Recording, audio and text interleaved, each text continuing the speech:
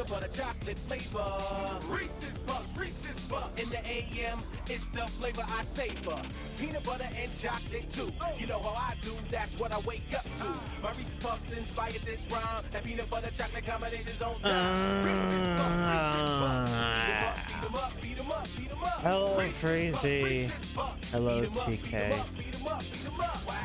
I'm kind of exhausted. Hold on. We're gonna go straight from Reese's Puffs to the opening. Oh. I am kind of tired. And I'm tired from... Why is everyone playing Final Fantasy XIV? Well, Maverick, a patch came out today. 6.1.5 came out today. Which means... Hildebrand. Didn't you sleep for 14 hours? Yes, but then I also went outside to do some work on the car that happened. You know, we've determined it's the alternator. We need to take out the alternator. It is hard to get to the alternator on a fourth focus. What the fuck has he been? We'll find out. We'll find out in a minute. I'm sorry, Y'shtola. You're not gonna say your iconic lines about how the heavens fall into your final breath. I'm still in my... I got... Since the last time I streamed this, I think I got most We're gonna feel a little woozy. Thank you, X86. Zava Wiggly. Zappa Wrigley. Why? Wait, did the bonk went off? Please tell me the bonk went off. Well then... I swear to Christ, you VTuber Plus. I swear to Christ.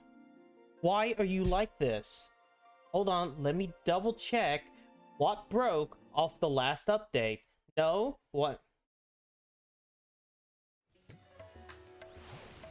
Wait, hold on. The nut might be a different issue. Let me see.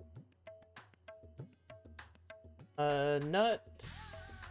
Yeah, for some reason it says splash tennis ball. I don't know why. Hold on. We'll do that. Then we'll do... Why?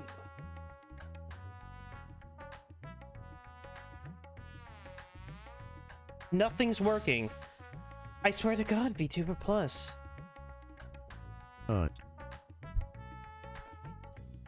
That's the program. Okay, so let me explain something, because while we're here, and we'll take a second.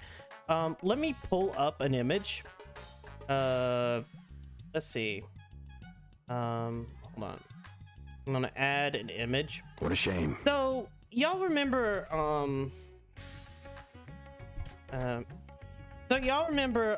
last Friday, Dev and every... Y'all need to let me explain. Number 6 with extra dip. What sucks is I don't think I can refund. 2 number 45s, 1 with cheese, and a large So last week when Dev raided, last Saturday, Dev raided, the program crashed. All right, and I was like, I don't know why the program stopped working. This is the reason why. Fucking very next day, like I wake up and I see this. Fix an issue where the spout sender would stop during ragdoll mode. So understand, like, I don't know. They keep updating things and all of a sudden it just fucks. I'm not a scammer. I'm trying to figure out why it did not work. Okay, it says drop box. It drops a box. I can even hold on. Fuck it. Here's display capture. This is what I'm trying to sit back and look at. Like, drop random, throw random. Where's bonk? Here's box, drop box, custom items. There's no custom items because it's the box. Redemption is box.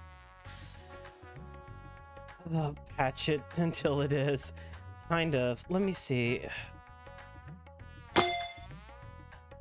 Bonk. Well, Bonk became a ball for some reason. Okay, let me see if I can do the box. Okay. Okay. That was the box. I'm still owed a nut. I'm パンチブロック in the dick. Now it wants to work. I don't know why. I don't fuck this program. I don't know why they sit back. Y'all will basically also watch.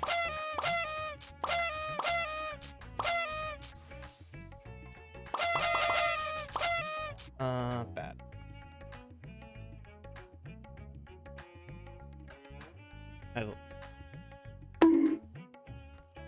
All right. I think that's everything.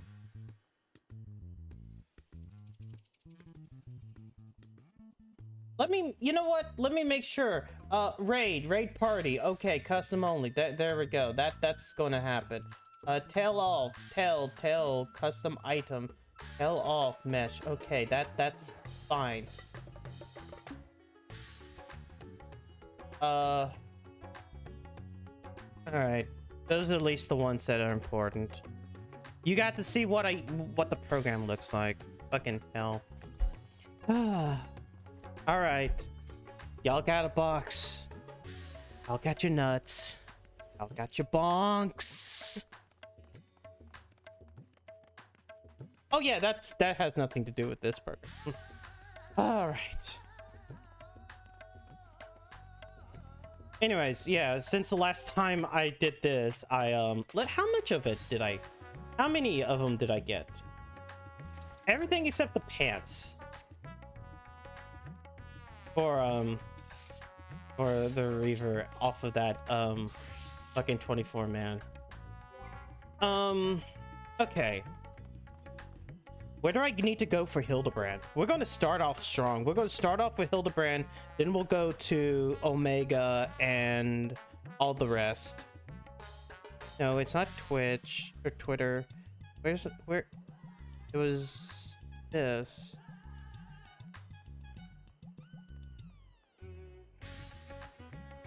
I just had you up. Where the fuck are you? Where the fuck is it? Okay, here. Okay. Patch notes. Read on. Alright. Hildebrand, where the fuck are you? The Sleeping Gentleman. Razad Han, level 90, Excitable Youth. 11.8 by 11.2. Oh shit. I can't have. I gotta remember. We're doing Final Fantasy XIV. We gotta put Skelly up to hide people from saying stuff in the game chat. Okay. 11.8 plus 11.2. So this. Wait. 11.8 is over here, and 11. Is down? No. Wait. 11.8 is over this way. 11.2. Ah! It's not a plus sign. It's this one. It's this Excitable Youth over here. Wait. Aren't you the Lalafell from last time?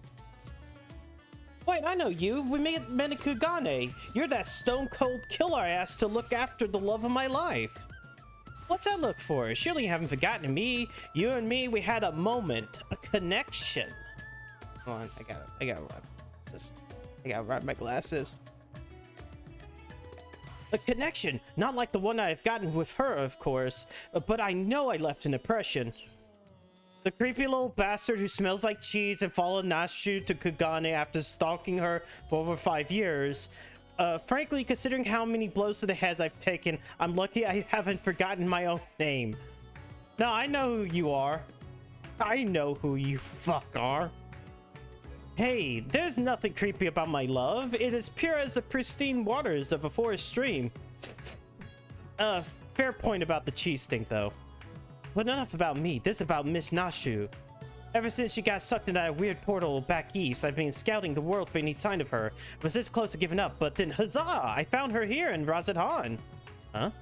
Normally, I'd be happy to get back to playing the silent, invisible guardian, but she seems pretty distressed about the plight of her inspector friend. He's here too, but laid up and showing no signs of waking anytime soon. My Nashu has been fashioning all sorts of medicines in hope of rousing him, but to no avail. I mean, she couldn't care less if he kicked the bucket, but I hate seeing her like this. She's liable to work herself to death. So what say you? Will you deliver my dearest Nashu from her plight? You find her over the High Crucible, no doubt slaving over an almanac? And with that, I guess I go back to cheering her on from the shadows. You too, I guess. Now go, quickly, save my beloved. Okay. Great. Fucking Hildebrand's soul is separated from his body, isn't it? Somehow, in some way, shape, or form, fucking, for some reason, when, the Crystal Exarch fucking summoned everybody, he accidentally summoned Hildebrand.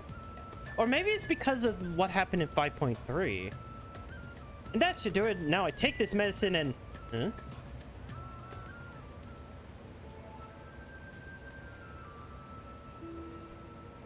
Poor Theresa, it feels like forever. Though definitely less than a year, I'm sure. What brings you to Razadhan? Enjoying a sporting adventure? Or perhaps, are you telling me that it's been less than a year between the beginning of Shadowbringers and fucking the end of Endwalker? Hey. What brings you to Razadhan? Enjoying a sport of adventure? Or perhaps... Then again, we did do something. Then you heard it. It's true. Inspector Hildebrand's gone into hibernation again, and... wait. You're giving me a look. The one that screams, what about the whole weird portal business? Alright, since you silently ask. Back on the way on the Ruby Sea, you remember how Greg was doused with dew prism and was forced to whisk us all far away? Yes? The thing that I thought was going to bring us to Shadowbringers and quests in Shadowbringers? That thing? How that strange rift opened up, which the inspector then got sucked up into, and somehow I followed him in after that?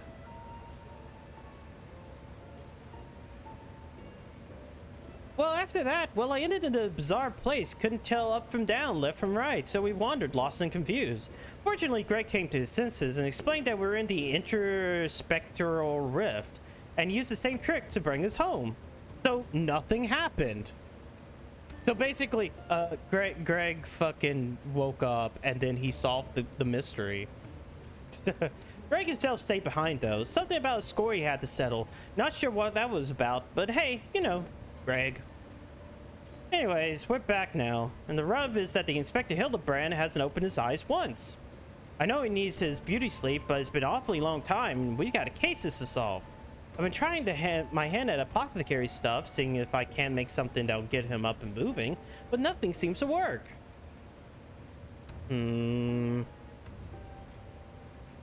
But I think we're making progress. Me and Mr. Chupacabra from the Shulk concern, that is. You remember Mr. Chupacabra, right? Got sucked into the rift along with us. Former evil mastermind. Not so bad once you get to know him.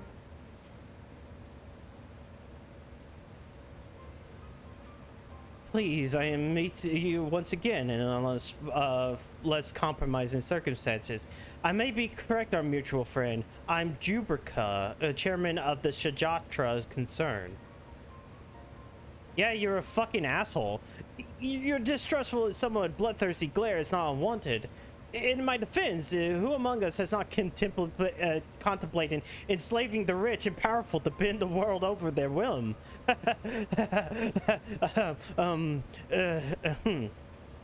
I pray forgive my poor joke. Allow me to assure you that after wandering the interdimensional rift for the sisters only know how long, I am a changed man. Naturally, I understand these words alone will not suffice to absolve me of my sins. Thus, since my return, I have operated a humble apothecary that caters to the needs of one and all. Furthermore, I made arrangement for Miss Nashu's workshop. Rest assured that I will spare no effort in helping her Sir Inspector Hildebrand awaken and return to full health. And with that, if you excuse me, I must see to other business. Okay. Well, this is a terrible explanation. Is that no, it's part of it's part of the chess piece. Isn't he the nicest ex-villain you've ever met? But that's right. I just finished my latest medicine. I've got high hopes for this recipe. Medicine might not do us any good. I mean, it's a fucking Manderville. No. Really? You've seen all kinds of amazing things in your travels, so maybe you have to tell us what's wrong with the inspector if you get a look at him yourself. He's resting in the room up in coma. Let's go. But no, that's part of the chess piece. It's supposed to be modeled after, like, the dragon thing. But, like, yeah, if I unequip it, there goes the chess piece. There goes that thing.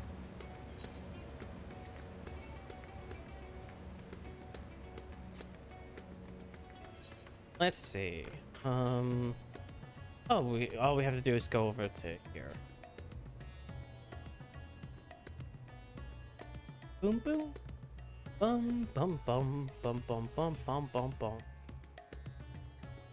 Of course it's raining. Why wouldn't it be raining? Comma. Bum bum. And no, I'm not gonna get one. I'm not gonna change my main character, like race, or put on a tail or anything. Isn't it really nice? Mr. Chupacabra has been taking care of everything, even paid for the rent in full. But I'm distracting you, aren't I? You need to concentrate while you examine the inspector, yes? Study the sleeping inspector, Hildebrand. You may move the camera, zoom in, zoom out. Target a section and examine it in more detail with R2/X.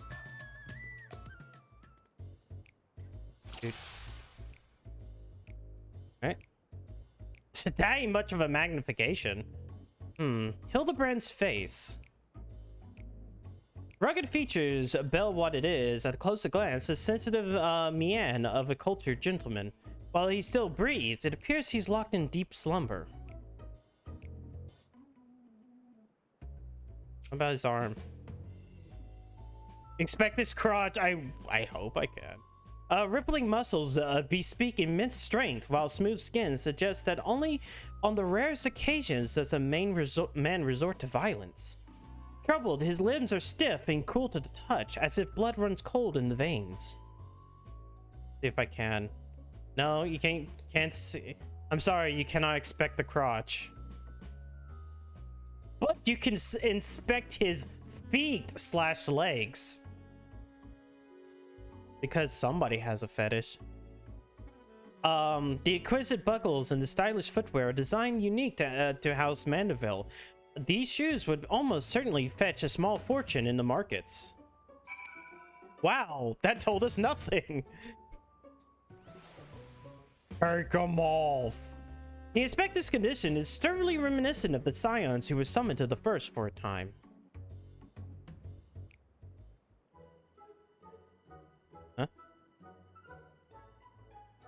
Huh? Oh, finish already. Any theories as to what's wrong with the inspector? Well, he's a soulless husk, which is less than ideal. I suspect he might be summoned to another reflection. Yeah, I'm going with soulless husk.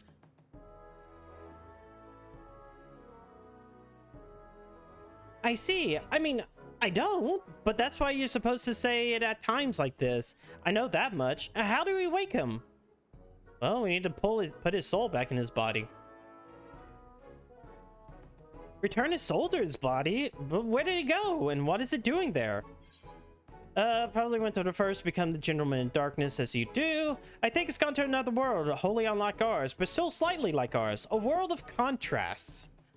Maybe gentleman of darkness. Why not? I see the fucking other things. I see. Right, so can you go there? Yes, I can, easily. Great, in that case, I'll leave the soul searching to you. I'm sure it goes without saying, but once you've arrived in this otherworldly world, look for a place that smells like mystery and intrigue. And chat with the people there. That's the standard agent of inquiry protocol. Oh, and since this is Inspector Hildebrand we're talking about, don't be surprised if you find him asleep, or haven't forgotten a thing or two. But don't worry, I've prepared my traditional medicine just in case. Don't hesitate to use it, and what you do, with that, do take care out there. Wait, isn't that just bombs? Did she just give me bombs? I'm pretty sure she gave me bombs. Alright, where am I going? The crystalline. So just straight into the crystarium. It's not cats, so don't eat it. I'm not gonna eat it! I wouldn't eat it in the first place, gosh. Oh boy, it's been a while since I've heard this song. Well, actually, it's been... Actually, no, I heard this back in January. Fuck. Still, January's a pretty decent amount of time away.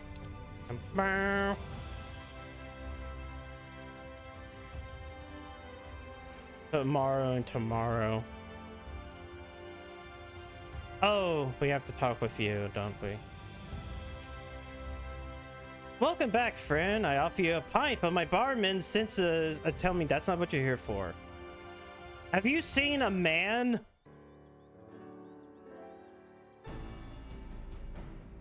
So this friend of yours has gone missing. Sorry to hear that, but plenty of travelers pass through in these parts. Could you describe the fellow to me? Please give me a choice.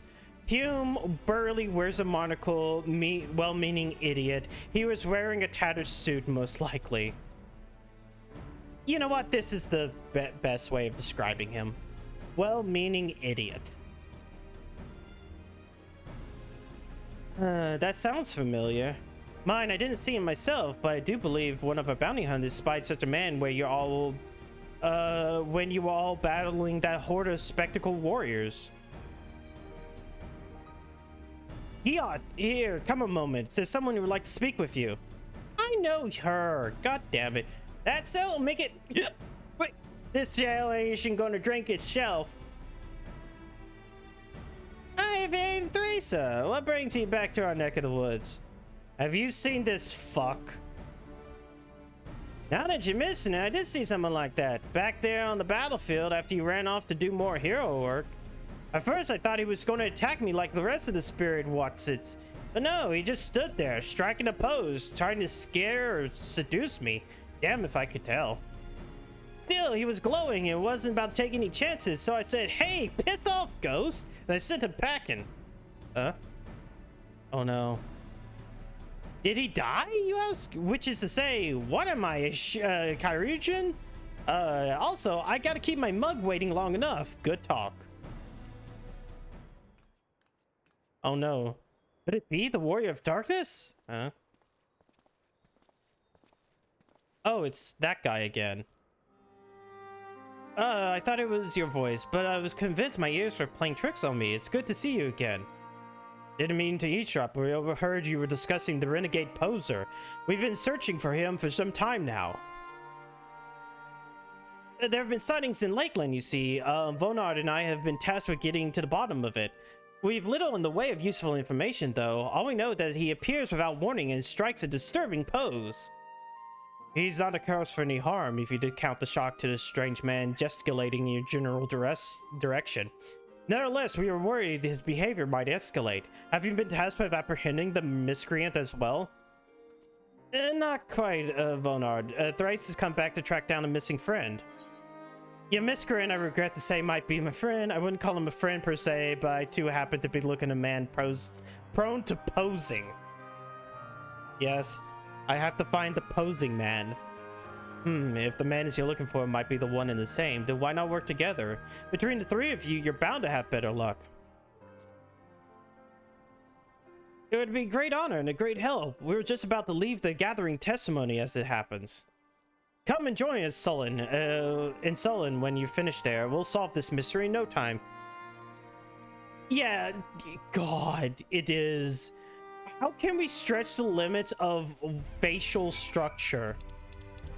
Okay, Oh, here. I'm pretty sure if I go to the Aethernet, I don't know who this is. I'm going to discard. I will wait. I don't know who you are. Oh, it is you. It's a shit. Okay, then fine. There you go. I have accepted. Ah, shit. Where is... I need to go to Tessellation. There we go.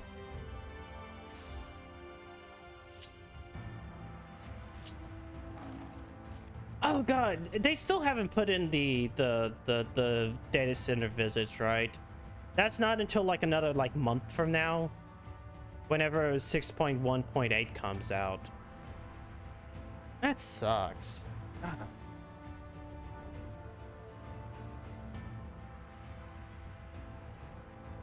Because that's when anyone can help, not just people in Aether or Primal. No, it's Aether. Okay, I was it.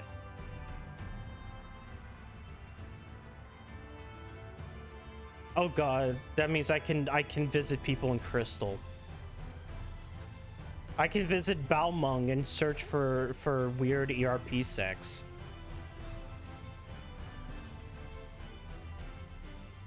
All right. Did I see him? You bet I did. I was crossing through the forest of the Lost Shepherd on my way to deliver fish to the Ostel Imperative.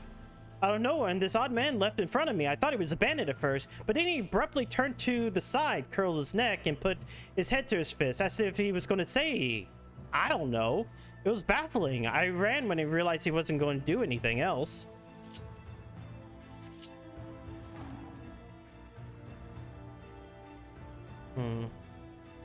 Anything over here? That's ephemeral, I want to say. Why, yes, I saw someone like that when I was picking mushrooms in the forest. He even spoke to me. I was repulsed at first by his form, but he only wanted to warn me that a fell beast lurked in the forest, and I should be wary. Contrary to appearances, I say he was actually quite gentlemanly. Okay, so I still need one other person.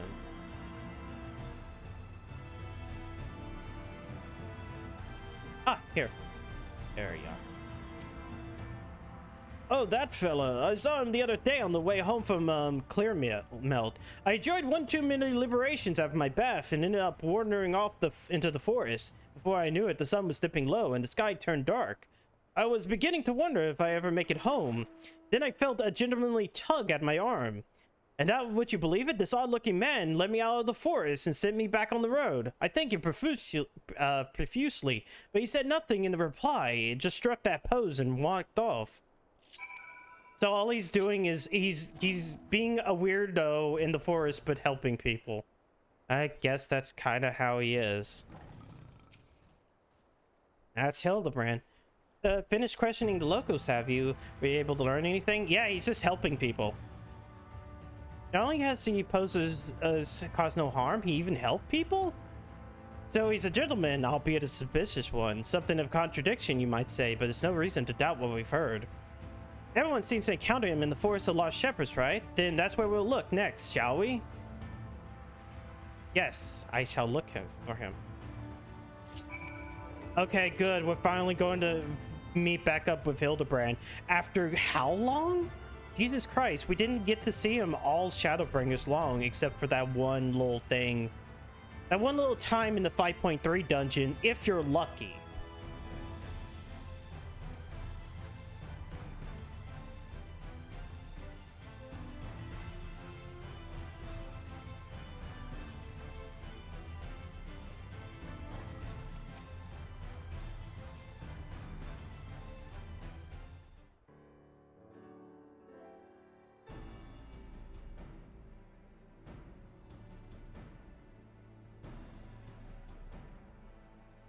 Well, here we are, but how exactly are we supposed to begin our search? These woods are, well, woods. Leave it to... Oh, no. Oh, no. Am I going to do the thing? You got a plan, do you? Far be it from me to doubt the warrior of darkness. Show us what you got in mind. We'll back you up to our best. We're gonna perform the Manderville. There is no other way that we're not going to perform the Manderville.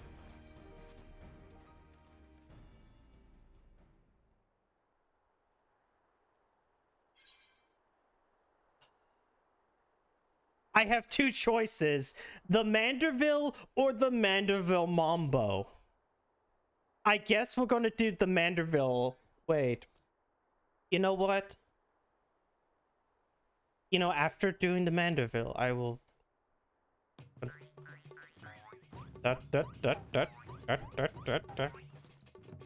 I wish I could find the animation files for this one dance. I will do it. I have it for the Mambo, but I don't have it for the other thing.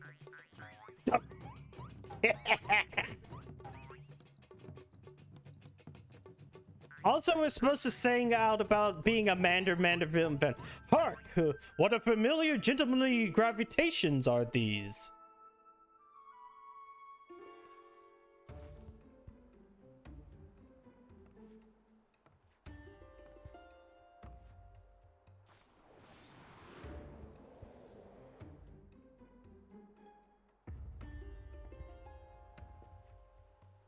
I swear to Christ, Hildebrand. God damn it.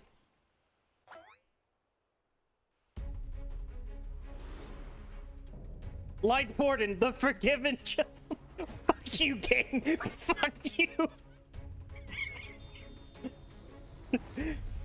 What the actual hell? Welcome to Hildebrand Mandible. Hello, Matanui. I see that you've never seen any of the Hildebrand Mandeville quest.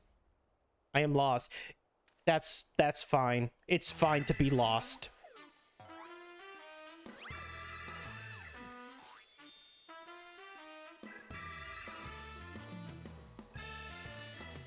On your guard! It's a Sin Eater!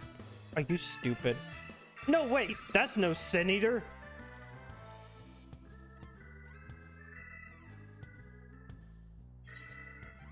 It's Hildebrand.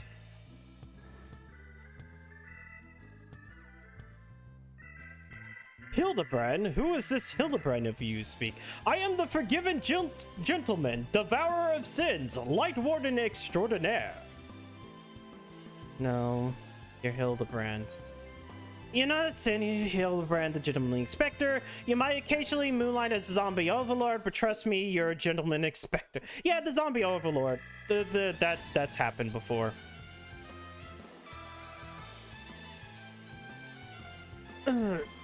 Inspector, Sin Eater, Inspector, Sin Eater. You're acquainted with this, gentleman? Yes, unfortunately. Right then, clearly your friend has been through a lot, but still, how did he get in his head that he's a Sin Eater? Is there no way to bring back his memory? Medicine! Yes. I'm gonna blow him up. I'm sorry. Bomb. Explosives? We're trying to save him, right?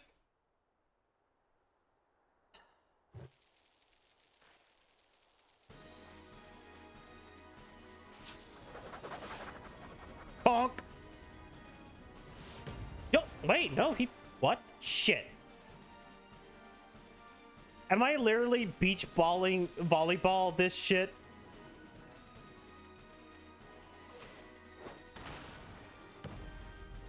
Yo.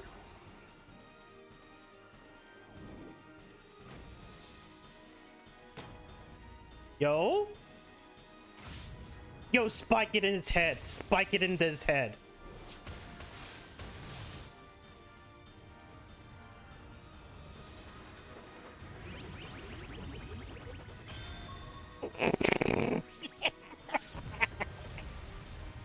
Welcome to Hildebrand.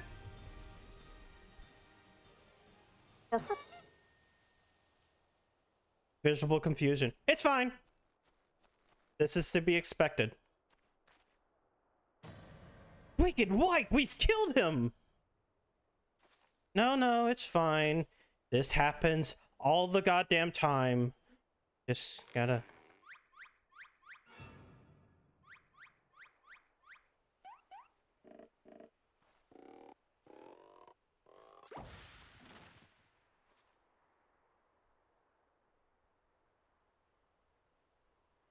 I say, Theresa, I had resigned myself to Nashu's ungentle methodology, but you too, my brutish friend?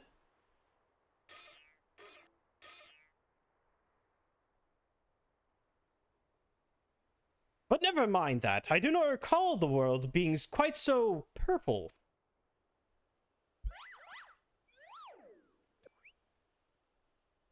Previously, I was with Nashu and Greg, wandering the bizarre, shadowy realm known as the Interspectral Rift. Oh god, are we actually going to see it? Wait, why is that? Oh yeah, I forgot they also have the echo.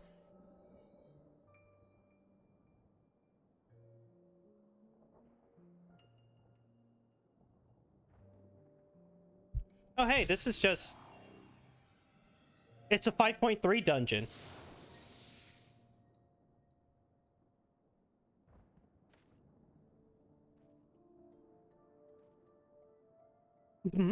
Where am I? Who am I?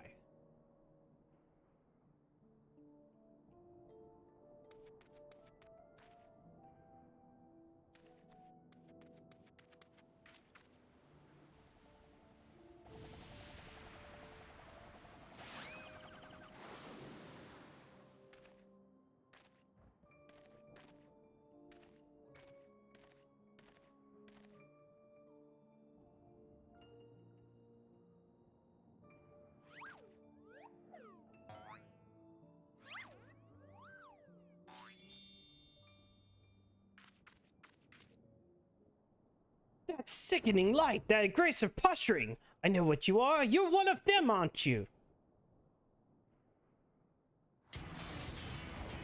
What you need is a good old-fashioned dwarven decking. Huh? Piss off, ghost! No.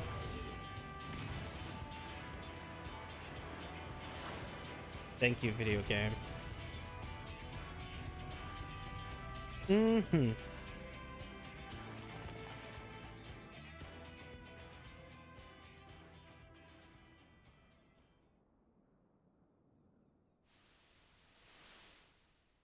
Wait, he's been stuck in a wall all this time. Did he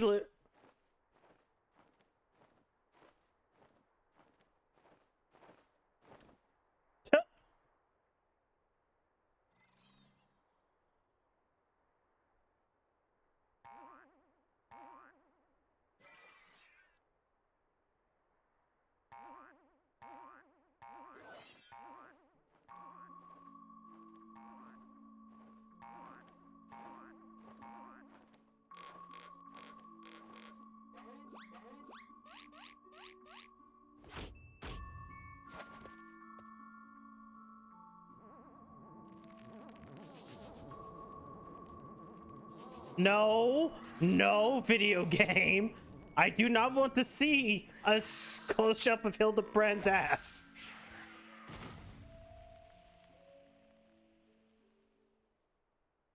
Run for your lives! It's a sin eater!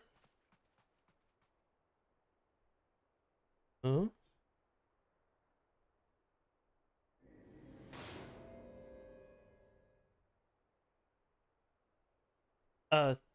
Sin eater?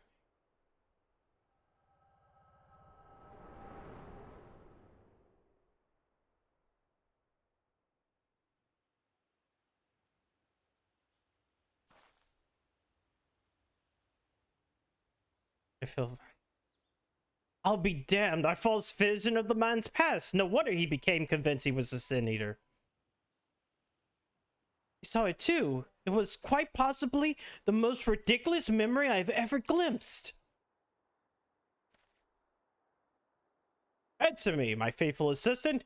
Where are we? And why is it so purple? You're in the first. The first? The first what? Are you telling me we've been somehow traveled to an entirely different world? Basically. Good gods! To think that I have transcended the very boundaries of time and space!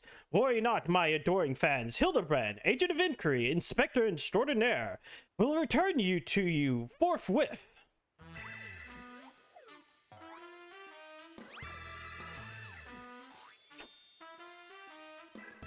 I can't do it. Smile. Hildebrand on the moon. Hildebrand on the moon would be pretty funny.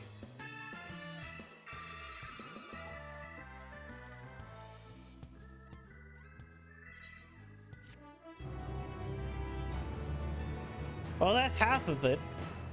We still gotta do the second half of it. A soulful reunion. While I've enjoyed what time I spent in the far-flung first, that I can remember, we should be getting back to our own world soon. Would you happen to know how we might go about doing that? Oh yeah, we gotta do soul transfers. Restore my soul with a spirit vessel. Say no more. Your curious, cursory description was more than enough for me to grasp the concept completely.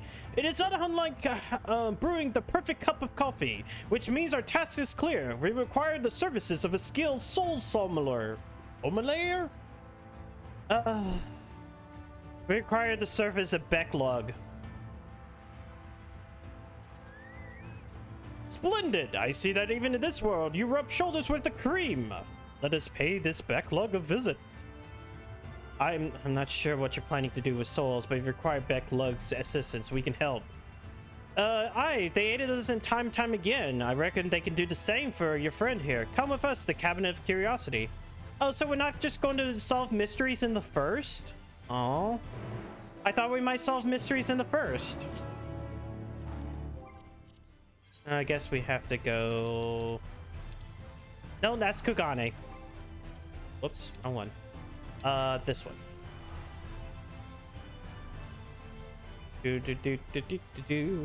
Bum, bum, bum, bum, bum, bum. No, I want the Aetheryte and cabinet. Oh, I always forget they point you away from it. If you're ready, I'll call for backlog. I'm pretty sure she would not want me. It's like, what do you want? Oh, god damn it.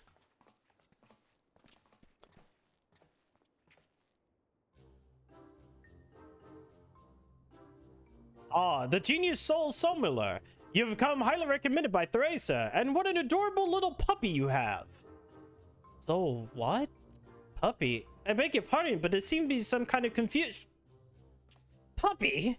Who is this imbecile, Theresa? I have half a mind to give him have him dig a hole so I can throw him in it. But I presume he's a friend of yours and one in a need, no less? Yes, this is Hildebrand. What? Another of your friends I needs to be sent back to the source. Have you forgotten how complex and difficult it was to do last time? Yet you waltz in here and ask me this favor with an air of one shopping for a new hat. His case is no different from the others, at least. He's at present only in soul, as they were. We only need another spirit vessel, of course. You don't happen to have one on you already, do you? I don't know. Fuck. Wait, do I? Entrusted to you by the Crystal Exarch, you say? If only you knew how you were using it. Fortunately, I have Porxie on hand. We'll be using it to treat patients at risk of transforming into eaters. But I suppose it's due for a change of pace.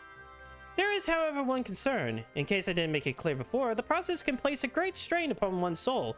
If he's lacking in resilience, there's a chance he will not survive. That his very essence will be rent asunder. That's a risk I'm willing to take. After what he's lived through, it'll be implausibly anticlimactic for him to die like that. Nah, it's a risk I'm willing to take. Fuck it. Ha ha! Theresa knows me all too well. I assure you, my good Sommelier, who is most certainly not a dog. You needn't worry for Hildebrand Heliodor Maximilian Manderville. Yes, I guess the distant impression that the gods themselves could not kill him if they tried. And they have. Come along then, Hilda. I can't be bothered to remember that name. 1,000 thanks. Simply point me the soul siphon. I shall hop right in. The rest of you can wait here. I promise it won't hurt him, no matter how much I might be tempted.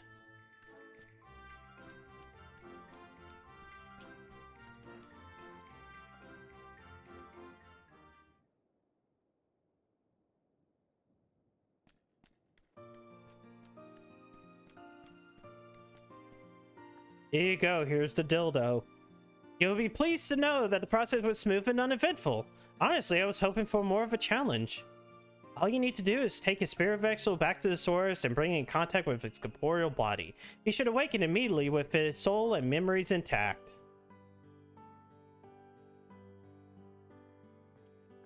If there's anything else, Vonard and I should be getting back to our duties.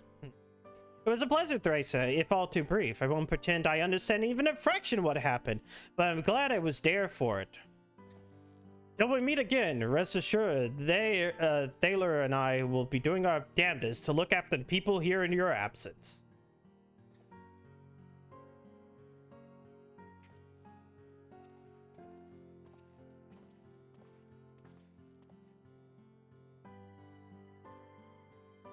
Well, I thought this was going to be Adventures in the First with Hildebrand.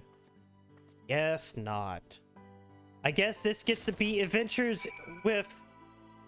Wait. Yeah, I gotta go. That Razaton?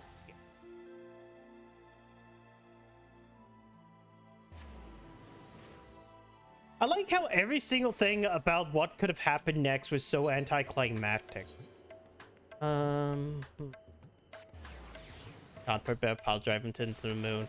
Oh god, we can actually go to the moon. You're back, and the moment too soon. We have an emergency on our hands. Where's his body? The Inspector's soul's in this, you say? That's great, but we have another problem now. The Inspector's body has gone missing. We went to the markets to do some shopping, and when we came back, he was nowhere to be seen. I double-checked every door that was locked before we left, but there's nothing to suggest someone forced their way in. We've got a case on our hands, the case of an evaporating inspector. We must begin our investigation at once. Come, let's start looking for witnesses. Oh, goddamn. What if the guy stole the body? Did I see anyone get carried out of that house, you say? I was too distracted with the stock taking to make note of some comings or goings. So I can be of more help. So nothing, you're useless. What about you? See anyone carry a person out of that house? No, but I did see a man carrying a particularly large sack. So heavy, he's strained to lift it. I don't think much of it at the time, but now that you mention it, it was a bit suspicious.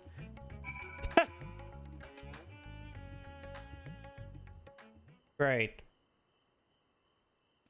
Ah, there you are. This man has said vital information that will help us in our investigation. A pleasure to make your acquaintance. I am Delian, editor-in-chief of the Thavnian Truth, a monthly publication devoted to exploring unexplained and otherworldly phenomenon in our isle. Your companion shared with me the news of your friend's disappearance, and I happen to know precisely who's behind it, the incident, but I fear you might not like the answer, for the kidnapper is not of this star. Are you saying aliens kidnapped the fucking... Are you saying aliens? Are you honestly going to be sitting here saying aliens? Fucking aliens. They come from the heavens, from beyond our great expanse. They descend in a curious saucer-like airship to study our world, our society, our buildings, our very bodies. You motherfucker, you're saying aliens. You shudder, no doubt, as to realize who I speak of. It couldn't be, you protest. Oh, but it could be, and it is. Your dear friend Inspector has been abducted by aliens. I know they're a thing, but why is he getting abducted by aliens? Oh my god, Lopritz could have stolen the body. Fuck. Oh, but he'll be fine, you assure yourself. After all, they just want to understand us better. You poor deluded child. That they do, but to what end? Why else?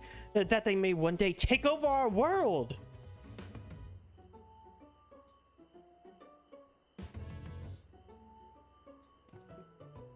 What is worse is they plot to do so with the aid of collaborators. For the Charlians are in league with the would-be overlords, providing the aliens with vital information of our vulnerabilities in exchange for a position of power within their regime. The final days were also a work of these alien invaders, an attempt to sow chaos that a world would be easier to conquer. Blessedly, it was thwarted, if only by dumb luck, as those that did the thwarting were blissfully unaware of the true nature of the threat. I had hoped the setback would discourage the aliens from coming back, if not by not move them to abandon their ambitions. But it seemed that the events had not emboldened them, if they are intent on carrying out these abductions here in Razathan. Even as we speak, your friend lays prone on the sterile bed in their base on the surface of the moon, where they poke and probe him with inscrutable instruments as their floppy ears wiggle with fiendish delight. Ah, but I have said too much. I must continue my investigations in secret. The fate of our world is at stake. Yeah, no, he's just talking about the fucking Loprits. Why? He's just fucking talking about Loprits. Oh no, that sounded awful. We have to go to the moon and save the inspector at once. I think it was a few materials shoulder for full meld. At least he got the floppy ears part right.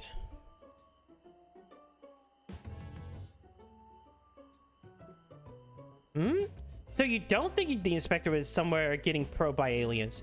If not, then who's probing him? A man carrying a suspiciously large sack. That sounds promising. Maybe someone else can tell us more.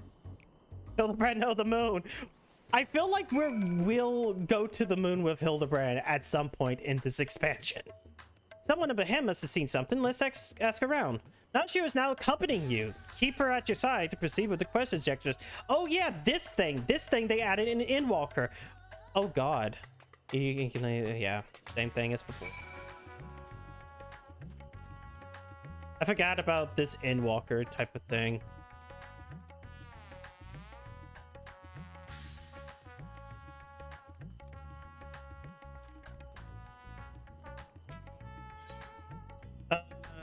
Discuss the Arcadacia. Paraga and his family are the nicest people I've gotten to. Nice people. They've got such gentle eyes and long snouts too. Longer than anyone I've met in Eorzea. Anything else? If he would lead us to Inspector Hildebrand, it would be the man with the large sack. I know it. It would be the man with the hugest balls, says the video game. The man with a sack, indeed. I cannot help but take note of him as he has passed, trying so very hard to be inconspicuous as he was. He descended the Alzadal's path and then went over the fountain where he met with the merchant, I believe. Such a hefty sack it was. My mind was racing with the possibilities of what it might contain. That has to be our man, right? We'll hunt down the merchant. Oh god, so we gotta go around.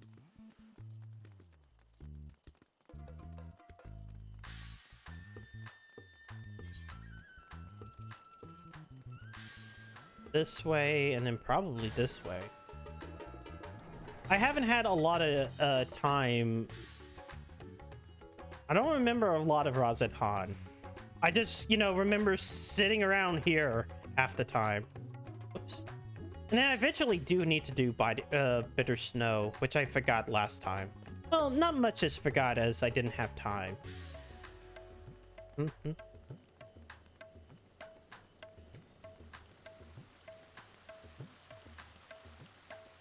What do you have to say?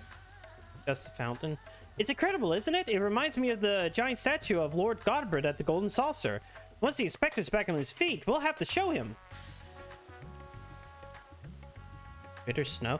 That's when you do all the role quests, and there's a entire quest line they added in 6.1. If you did all of them. The man with a large sack. You bet I saw him. In fact, I sold him my chocobo. At first I told him to get lost, the bird and I go way back and so forth, but he was in a hurry and his offer was very generous. When you're in my line of work, you cannot afford to get too sentimental, and now I could buy a whole stable's worth for chocobos. Did he say where he was going to next? He was muttering something about having to get to Saltwind's welcome in a hurry. Probably why he was so desperate for a chocobo. It's a long way to go on foot, never mind the sack. Did you hear that, Theresa? We need to go to Saltwind's welcome right away. I don't remember where that is. Let's see. Okay, it's right there, so we can just... Great work. Yeah, I still need to do that. Plus, even with Hildebrand, there's the Tataru's Grand Adventure thing that I want to do tonight, and the Omega quest. Because they added something with Omega.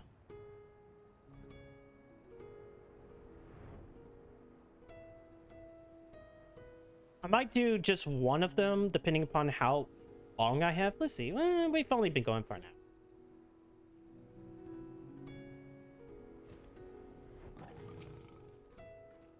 Here we are, which means the mysterious man with a mysterious sack must be nearby. Keep your eyes peeled.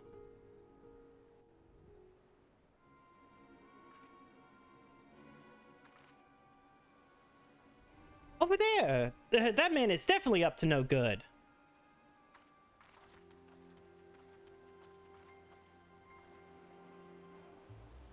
That's a pretty large sack. That's a pretty suspicious man. Maybe he's waiting for a co-conspirator? We should stay out of sight and watch what will happen.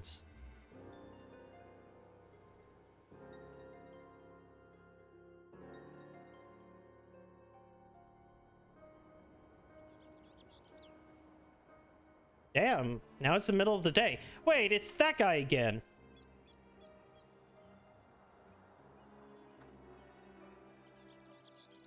Ah, Mr. Chupacabra, but he expressly told us he had put the evil schemes behind him. He wouldn't lie, would he? Yeah, I'm pretty sure he would lie. He looks like the type of person who would lie. The goods appear to have been none for the worse for wear. Very well, your payment as promised.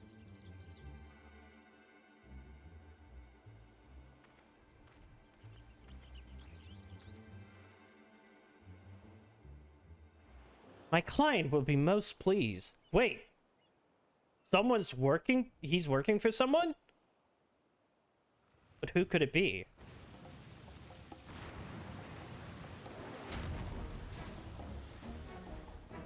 Wait, what? What? Oh no, he's going to feed the inspector to that giant sea monster. It's a robot. It is an honor and a pleasure as always. Adopt. What the fuck? Fuck you. Dr. Luge, I have faith this specimen will meet with your satisfaction. So this is the one who's said to be the strongest, most resilient in all the world. The Manderville man? None other. He has weathered countless explosives and a multitude of martial abuses, including a devastating suplex I did myself witness. It is even said he survived the journey to Dalamoon itself and survived the Lesser Moon's fall with nary a scratch. Most fortunately for you, he has fallen into a coma of which I assume he will never awake. You are free to do with his body as you please. Even the mightiest of warriors can't fight while asleep. Those neat meddlers have gotten way better of me and my beautiful boy in the Tower of Babel. But my next child will be all but invisible. With this body at my command, I will exact a bloody, glorious revenge. Forgive my boldness, Dr. Luge. But when I might expect the rest of my payment? I have debts I must be repaid. Worry not. With the Telephori gone for good, the vast fortune of House Brutus is entirely at my disposal. I shall shower you with wealth, my loyal minion. And gladly shall I accept the spoils, Doctor, resolved never to renounce my wicked ways, for surely this time I will suffer no comeuppance. Hi. I'm here to give said comeuppance. No, not you! Not now! Oh, I must away! I can't believe Dr. Luge, like... Oh no, he took the professor! I mean, the inspector.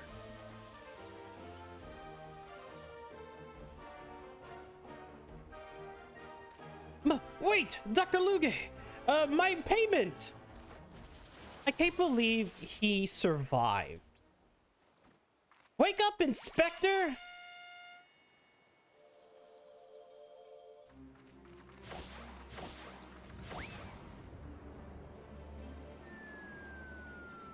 Oh no. I feel like this is going to fuck up immensely. No? Maybe not? Oh. Oh! Could it be? The world's no longer purple!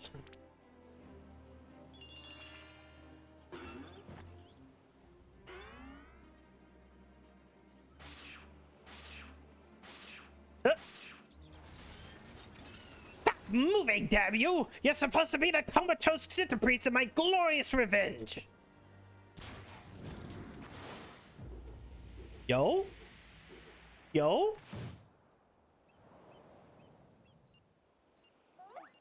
Hmm? What? What? Oh shit. Missile. Oh, it did nothing. Huh. Mummy!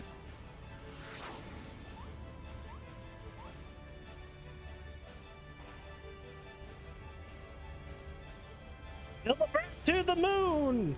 Actually, he might actually go to the moon. Wait, shit. Or he might blow up. No, no, I think he's going straight to the moon. Oh, fuck, he's going to the moon. Oh, no, never mind. Not again! Oink, oink, oink.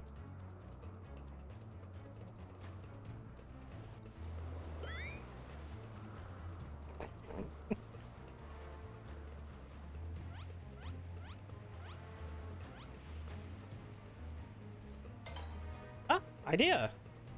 Buttons. Wait, wouldn't that make you go faster? Yeah, that'll make you go faster.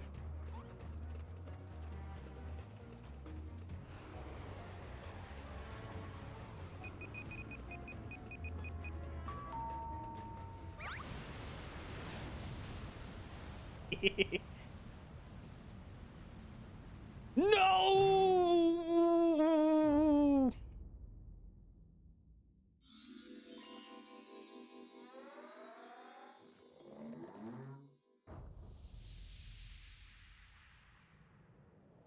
Wait.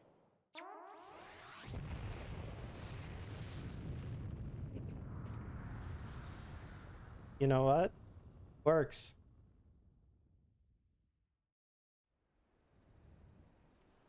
Well, yeah.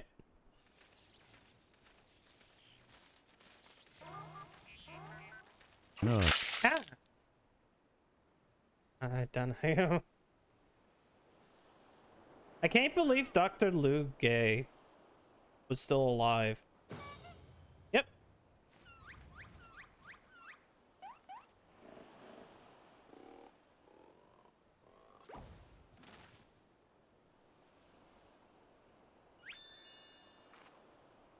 I say, that was a rather dramatic series of events to awaken to. But more importantly, after a brief detour, I found myself in my own world once more. Most sincerest apology for causing you much such trouble, my loyal assistants, but rejoice, for Hildebrand, agent of inquiry, Inspector Extraordinaire, has made his triumphant return.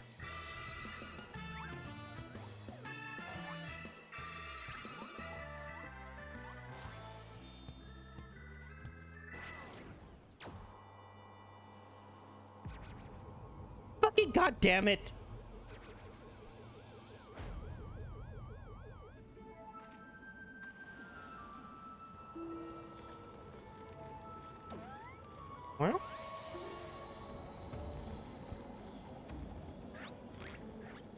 Aliens.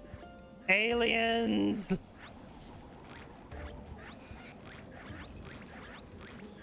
Oh wait, hey, there's a little Lalafell.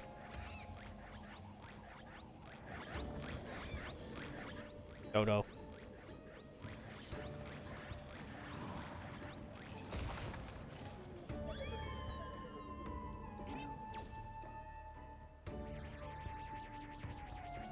Tell me we get that as a minion or a mount.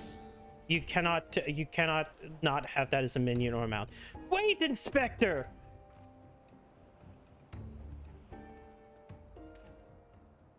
I knew it! An alien abductor! And to think that I would have the chance to witness one with my own eyes! This month's issue of the Thavarian Truth shall be the best one yet!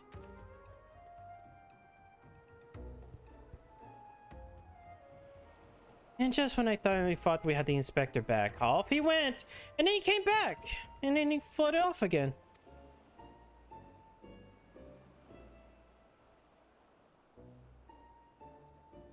I want mounts. Yeah, it would be great if you get this as a mount. I wonder, I mean, odds are it would be a minion. It looked too small for a mount, though you could probably just sit on top of it. But I can see it be a minion if they do another trial. I know it's not the first time they've taken to the skies without warning, but still. It's always a little disappointing. Still, there's no use crying over flying specters. Let us return to Razatan.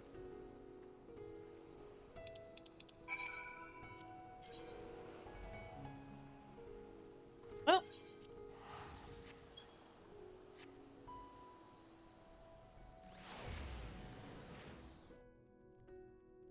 Oh, well. I guess Nashu gets to be here. Also, that little Lalafell got kidnapped as well. Oh, Inspector, why have you left me again? And where have you gone? No, this won't do. Get together, Nashu. There's a case to be solved.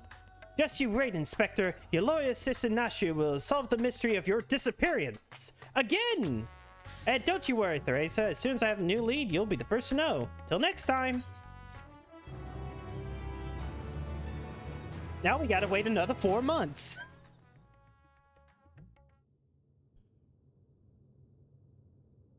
Meanwhile, in Mare Lamentorum, yeah, he's on the moon.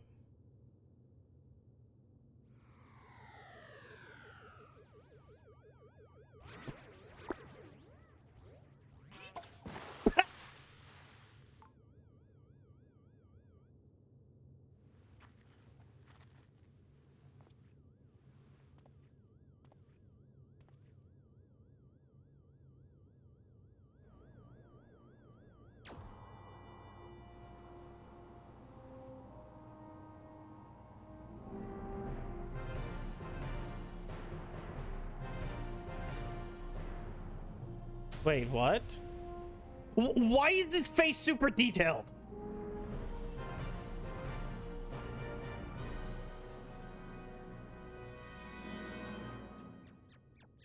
That isn't a Loprit.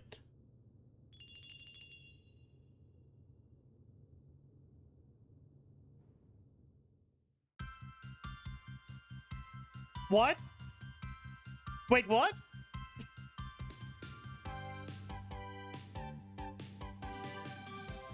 With astute mind and explosive panache, he will find crime and crack the case in a flash. Dashing debonair, pure gentleman's flair, our agent of inquiry, Hildebrand Mandeville. Truth and justice never go out of style.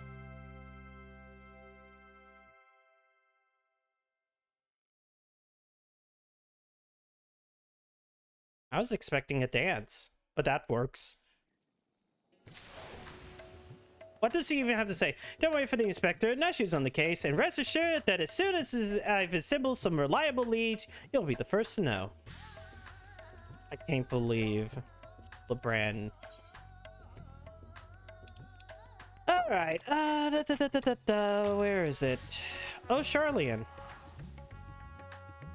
Now let me double check. They might have multiple life forms. Oh, wow. I was expecting the fucking other thing. Let's see. I'm not going to do customer deliveries. Right now, I'm not going to fuck Alize's and Alphino's mom. Small business, big dreams. 11.8, 9.8. Let me see if it is okay. It's just.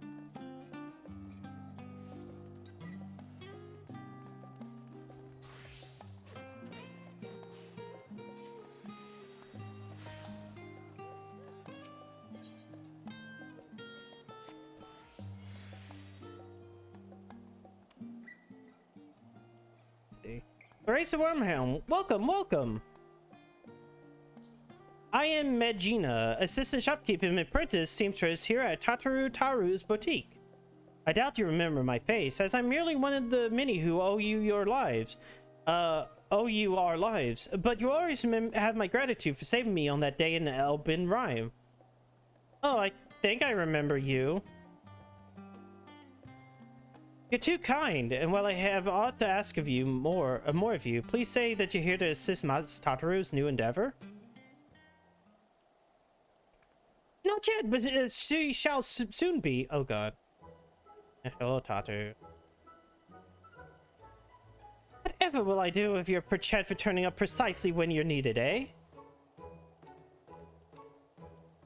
Now, to make the long story of my solvency short, we secure the resources to produce new designs they develop in cooperation with guilds near and far, and in sufficient quantity to meet rising demand. We shan't rest on our laurels, however. To serve passing adventurers and the occasionally intrepid Charlian is all well and good, but we've hardly taken the world by storm, no. Much like yourself, we must look towards new horizons. The science provided the cooperation on the star-wide scale is possible, and we'll be fools not to capitalize on that to build the grandest trade network in the history of Heidelin. All for the greater good, of course. So you still, I guess they're going to continue to refer to her as Heidelin, and not Atheros. Yes, this is a wonderful opportunity to bring people together. I often think back to the incredible moment when the Garlean army came to our rescue. Perhaps that efforts too will one day lead to a miracle like which took place on the Eblin Rhyme. I have no doubt that they shall, but we mustn't expect such alliances to form themselves. We must be proactive, and who's better to woo our future partners in commerce than our current #1 customer, you? Our erstwhile comrades in arms know that when it comes to good equipment and better ideas, few have such a keen eyes as our adventurer extraordinaire. Even should they have hesitated first, I'm sure you can convince them using the samples I prepared. If you cover my aetheryte expenses. Sure. Give me money, but of course with your assistance we'll have both coin and goodwill flowing in no time. We're going to expand their business. We're going to capitalism. Oh. Everything is falling into place. Why should we send the racer first? Don't you worry. I have it all planned out. First, Limsa Lamensa. Sicker than the bloody executioners, working harder than ever. Sure, he would appreciate any extra supplies. Next, Gridania. The seers are a source of trusted authority and insight into the shroud. And will you not go amiss in cultivating the investments of, say, Arunsuna? I heard that he has some interest in affairs abroad, so the novelty of the samples might persuade him to our side. As for Ul'dah, I'm confident in pinning our hopes on Pippin. He's always been a stalwart ally, and it goes without saying that he has more than a lifetime sway in the Sultanate. Between his involvement with the Immortal Flames, the Syndicate, and the Colosseum, he's bound to find a use for quality accoutrements. We need you to capitalism. Good capitalism, not bad capitalism. With that out of the way, Medjina, would you like to do the honors? I'll have 2 number 9s, Yeah. a number 9 large, Oh no. a number 6 with extra dip, a number 7, 2 number 45s, 1 with cheese, and a large soda. Never let it be said that Taru's is stingy with her samples. No, if you can make your way up the Limsa and climb aboard the Ascakelia, I'm certainly someone pointing you to Sikar's direction. Oh, crash, come. Oh, it's not gonna crash. Hopefully. I believe in you, VTuber update. VTuber Plus update. You cannot crash on me. If you crash on me, I will be very mad. Alright, so we need to go to Limp.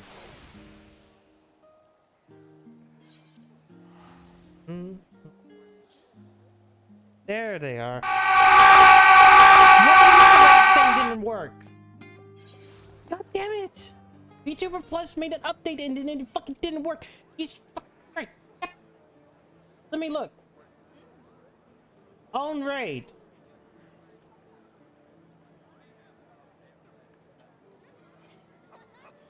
I hate this. I hate this. Oh, now you fucked up. I did not fuck up. The program fucked up. You have fucked I hate up it. now. Wait. Oh well. It didn't crash the. At very least, it didn't crash the thing. I swear. They gotta tell me why done. The game's shit. Of course it is. But did they tell you why? Anyways, hello Sean and hello Edgelord. Let me. Y'all have missed the Hildebrand stuff, so you've missed the good part of the stream.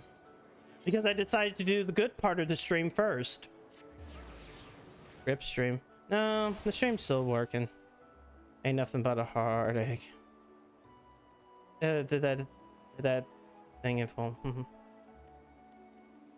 But yeah, y'all have missed Hildebrand. Let's see. We went to the first. He pretended to be a sin eater. We used bombs to make sure he can do a thing. His body got kidnapped. And then we restored him to his body, and then he was kidnapped again by aliens. The Alamaus happened.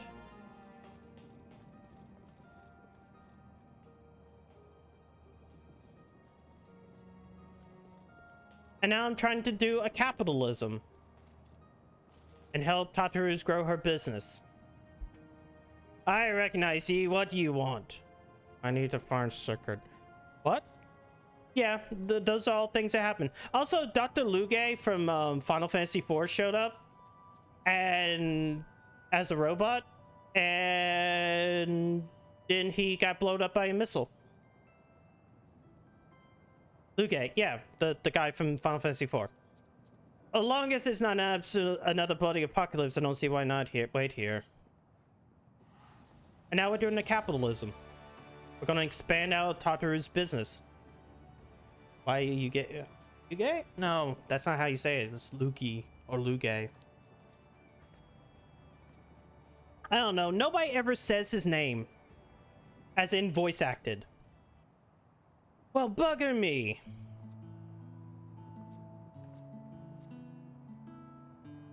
Thought we've seen the last of you for a while. What brings you aboard? Can I interest you in some fine garb today? I need to give you, like, web cloaks. Your sales space needs some work, but I see why you're getting at. We've already traveling halfway around the world every half moon. May as well earn a little extra for our trouble, eh? You know, there was a time when I thought pirating was the whole world, that being the best of them all meant something. Going to Ilsabard made me see how small my world was compared to what the real one. Standing next to the star's finest, I started to wonder what I had to brag about. Then the bloody executioners went and did me proud by bringing in a bigger goddamn haul of adamantite than anyone else in the realm. Between that and the new metalworks we've got going on with the kobolds and the Sahagin looking to export their own wares, it seems like the right time for the executioners to change our sails, so to speak. Which is to say that y'all have got wares for promoting. I'm happy to show them off across the realm and beyond. Here you go. Masterworks from Tataru Taru's boutique, guaranteed by the Warrior of Light herself. Seems almost a waste to wear them. Folks will be lining up the docks for these. Literally, seeing as old Charlene's only accessible by sea. Now, if we got ourselves a little shipping contract. Karen. Now made a Mass Effect job. I see the course is clear as day. Now we need Emilian on board. He's right, useless when it comes to work to be done, but talk's another matter. And he still owes me one for keeping his sorry arse out of trouble. And I have to put him in touch with a few savory salesman types on the continent. Oh god, don't let me talk to Emilian again. I hate him. He's the worst of all the Oshifant brothers. Tell Tataru I look forward to setting sail with this new tide of hers. May the winds of change guide us all right. Is this what this one's just gonna be? I thought it's gonna be like Tataru getting in trouble. There I said to me how goes a little venture thus far. Well, you got ships. Oh ho! Thick aside in the shipping routes, you see, all according to plan. But our work has only just begun. I'll keep after my own contacts while you work on Arun. I hear he's not often in the city, but I don't doubt that Mother Mion can sniff him out. Ooh. It kind of reminds me of the Black Ops GF Naomi made in Mass Effect Andromeda. I can't believe they're actually doing Andromeda. I mean, granted, the skin, the color of the skin is more ashen gray than that. Okay, Gridania.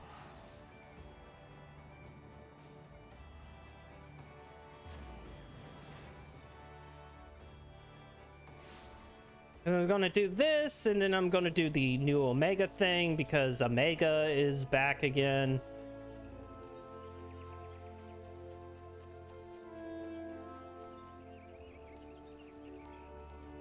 And then, depending upon how much time, maybe that final, like, piece of quest content. Why, if it's in Thrace or Wormhelm, struck with a sudden craving for eel pie, were you? Or is it information you fancy? Information, not shitty pies. Oh yes, word of our CC's comings and goings have never failed to reach my ears. Hi, Tide Conjuga. Didn't you think it'd be streaming? Yeah, okay, so... Actually, I should talk about this a bit. One with cheese and a large soda. So, two things. One, a patch for Final Fantasy XIV came out. Two is I didn't get picked for jury duty yesterday, but it's still up in the air if I have to go back. Hello, Dev. Actually, I'm going to talk about my jury duty. You finally came and showed up for once and actually want to say hello for a change. Hello, Avalon. No, I have not eaten a fruit bat. Anyways, so yesterday I had jury duty, and it was just a jury selection. I didn't get picked for the murder trial. Yes, it was a murder trial. But supposedly they'll be done on Thursday, and there might be one more trial they have to do this week because I live in a pretty rural area. Yeah, I mean that, but I'll get to that in a second. Rural area, and what this means is that the prosecutor's office doesn't just serve my county, it serves like a bunch of other counties. So they pretty much set aside 1 week a month to do trials, and they're also backed up because of COVID. So I still have one more chance of a case happening this week, so tomorrow I have to call the courthouse and say, hey, are y'all going to do another case or not? And they go no, then I'm pretty much free for the rest of the week. Now, granted, there's also another issue of I'm working on the car, so odds are tomorrow I'm not going to stream. Thursday will probably just be Jeff Keighley's thing, and Friday's up in the air. And Dev, I mean, because let me tell you something, Dev. Let me just say something for most people who raid. Usually when a person raids into another person, they at least stop by and say hi. Oh, so Xavier's lawyer? No, I'm not. I was called for jury duty. And like, yeah, you want me not to raid anymore? Okay.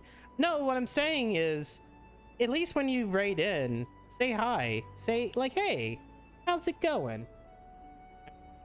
I do that when I raid into like waifu or Callie or Bat, you know, I will say hi. I say hey, and because they usually a person say, hey, what did you do? What did you do? Hey, what are we doing? I'm criticizing Dev on his faux pas of raiding into people, where he raids into someone and then he doesn't say hi. Dev being tsundere? Yeah, he's being super tsundere. He's being a super tsundere. Dev has the hard gay. Considering Dev's penis is barely hard any time, like most of the time, I would think that he would be a soft gay, a bottom gay, as it were. He allows Naomi to peg him in the ass with the horse dildo, but it doesn't get a rise out of him, but it's at least for Naomi's own, like, sexual satisfaction. Ow. I don't know why you threw that pie. That sounds snoffish. No, I'm just saying, like, hey. Why?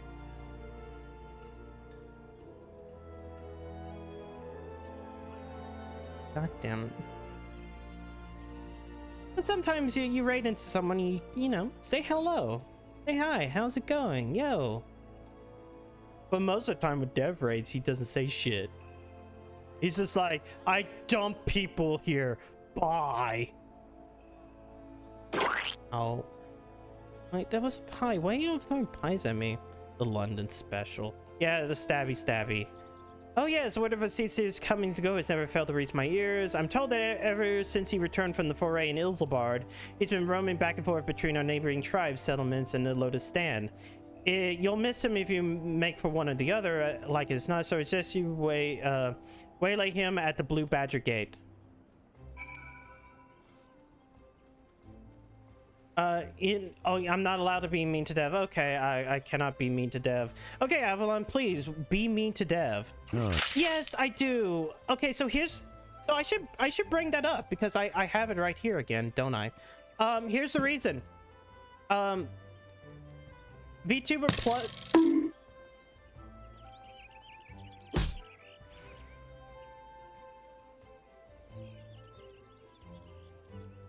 No.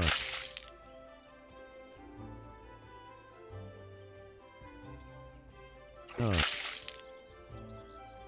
No.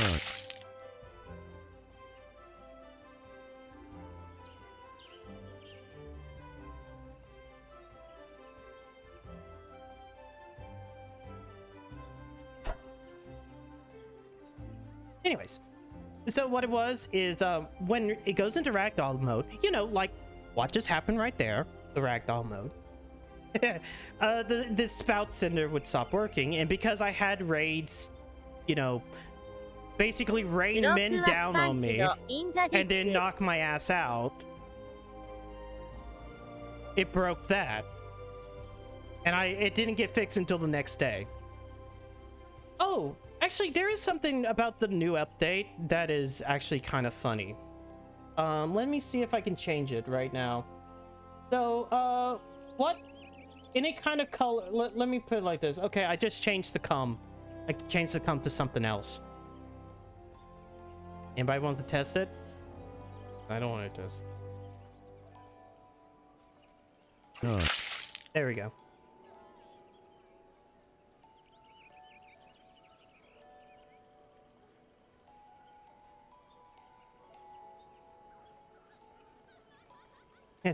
Okay, do it again.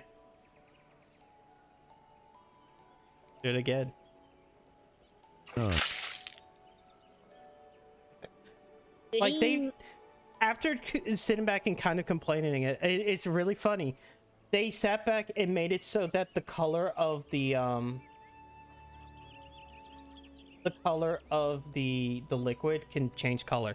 Now, all I really want is for it to be randomized so that it's a different color every time. If it was a different color, like sometimes it's white, sometimes it's yellow, maybe sometimes it's brown or something like that. That would be great. Because it's like it's like you either come pissed or shit on me. None. Which would be gross, but then again.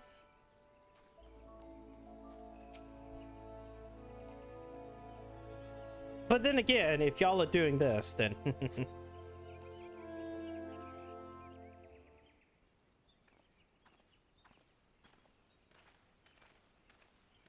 no, I do not.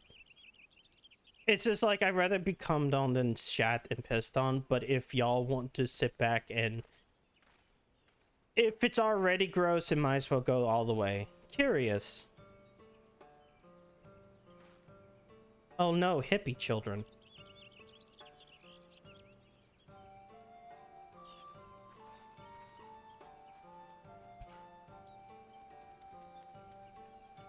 Boom, boom, boom, boom. I like how Dev just like he got mad and then he left. Might I ask you why you're loitering at the gates, Theresa? And with such an enormous sack?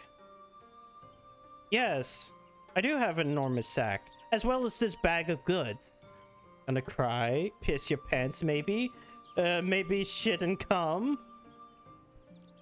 And I admit that you piqued my interest. To integrate traditions and ingenuity of guilds throughout Eorzea in such fashion is no small feat. As it happens, I'm in the mind of do something similar myself, assuming that I secure the Sea's approval. You're doubtless aware of the that historically, Gridania has placed a piece of the Trellsword in a covenant with the elementals above all else, often to the detriment of a relationship with other people. Yeah, you're a bunch of fucking hippies, I know that. Burn down the forest, fucking hate that shit. Yet as much as we're one with the Shroud, we are not a part of the Star entire. Our venture into Garlemald may plain strength of the world united. This attire you carry demonstrates much that same truth. But perhaps you assumed that you would need to talk to me around to the other idea. If so, I apologize for my disappointment. 'Tis any comfort, I'm nearly as surprised as myself. I'm no longer am I content to hear the words of the elementals alone. I wish to know the voices of men. Though our time in Garlemald has shown me that my ability to listen is average at best. These horns may mark me as a gifted in Trellswood, but beyond, they inspire neither fear nor awe in me. I've been mistaken several times for an azalea, as may as well be one, for the difference of my status as seats here makes to those who won't succor. Yet it was this same self-insignificance that allowed me, for the first time in my life, to feel truly part of the greater whole. I am but one life among a myriad upon the star. I dare say I should behave accordingly. That's a nasty. Ew. Ah, prostitute. With luck, my elder sister shall agree. Tells Miss Tataru that her gift is accepted with gratitude and ought to hear from us soon. We got 2 people under our belt. Now we can go get a 3rd. And then we'll truly have a capitalism. Guess who? Did you speak with Arun yet? That sounds promising. I'm beginning to understand what makes our seats here friend tick. But we can discuss that later. We need to have Pippin or his duties taken from Uldar once more. I believe he spends much of his time at the Colosseum. So perhaps you should pay a visit to the Gold Court. I'll be waiting for your further boutique. Capitalism reborn. Yeah, I mean, because it's like, help Tataru grow her business. Make her do a good business. Instead of a bad business. Like, what was it? What was that fucker's name? What was that shitbag's name? Not Lalorito, but the other one. The one that, like, basically got cut in half. Teleji out of Leggy. It took a second.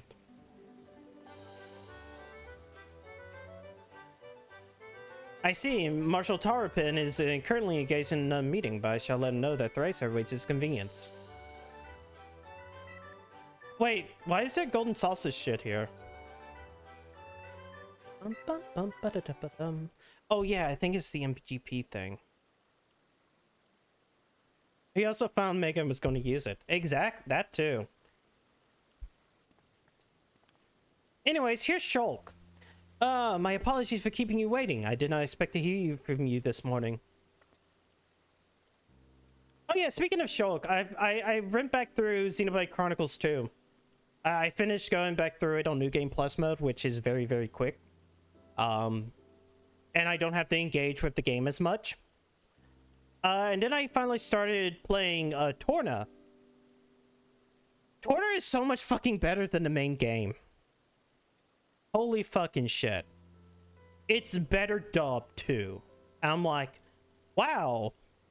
It's amazing what you can do when you have good voice actors and voice direction. Torna, Xenoblade Chronicles 2 has a DLC expansion called Torna, the Golden Country, in which it's a prequel type of thing. I'm talking about Xenoblade now. I want to punt the tiny people. Yeah, you kind of do want to punt the tiny people every now and then. Gotta have your McNews to defend yourself. Yeah, but Teleji was also the government too, so that's kind of a part of the problem. Tataru is offering quite a quality material, is she? I can hardly say no to that. It almost fits too perfectly with the plans for the Flames. I have long strived for the mastery of the blade. I require trials of Ilzabard, however, to truly see Tizona for what it is. That fire that warms the coldest nights, the spark that ignites a blaze of hope, and most of all, an unbreakable testament to Father's faith in me. More than an ally than a tool, a treasure beyond price. Does every soldier of the Immortal Flames not deserve allies such as this? Arms and armor to remind them of what they fight to protect? To help them stand where they might otherwise fall? Indeed, works make possible through only the ingenuity and dedication of allies across the star might be just the sort of inspiring armaments we need. I anticipate that I'll be sending along an order of custom equipment ere long. In the meantime, would you mind if I use the samples of few trials here at the Coliseum? My thanks, we shall put them to use immediately. But yeah, it's all right to punt the tiny people because a lot of the tiny people are fucking shitbags.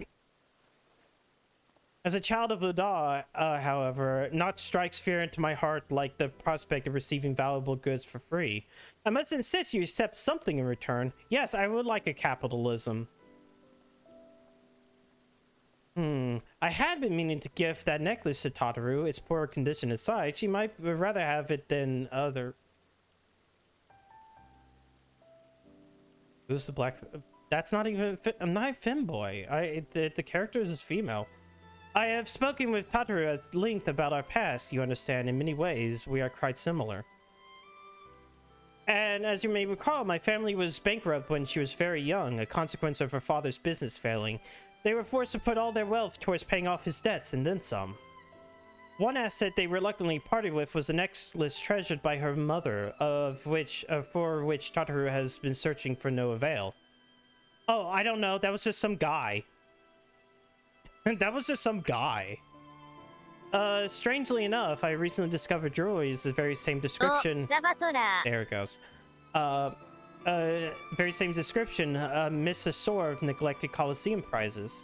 Assuming it's the same piece, I should like to see it returned to her. It is sufficiently worse off for having changed hands, though, and only the sapphire centerpiece remains unlost and undamaged. She may appreciate the sentiment nonetheless, but it's difficult to say. What do you think? Oh, yes, Gib. Could it be repaired? The memories of Holde are lost or damaged. Oh, it takes a while sometimes. And it just doesn't like it to go right away sometimes. True enough, though, if it's to be a gift, I would prefer to at least clean it up a bit. In that case, I had considered asking the Goldsmiths Guild, but you ought to be able to turn that necklace into a piece that Tataru would wear, if not precisely what she remembers. I imagine you have the opportunity to pick some gems and other suitable materials on your travels. From there, it's merely a matter of unifying the pieces. Are you willing? Then I will have the sapphire removed from its setting and sent to a boutique with all haste. I doubt even Tataru would dare open a private package addressed to you. Best of luck in finding matching materials and your mercantile endeavors, of course. May the traders guide you to your fortune fair.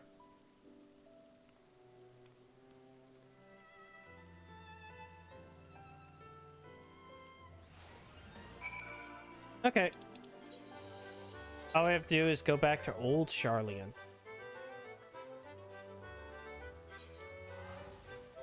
Now, this seemed to have been the only thing within this quest line for now. I'm guessing that as the patches continue, we'll get more and more of this. At least one per every patch.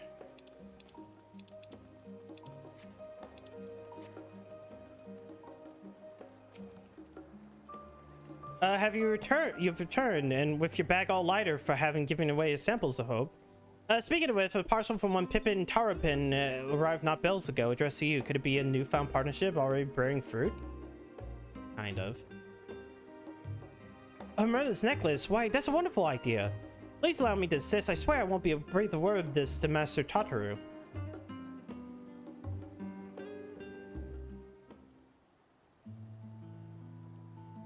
I do wonder what parts you will need. Do you know what style Mr. Tataru prefers?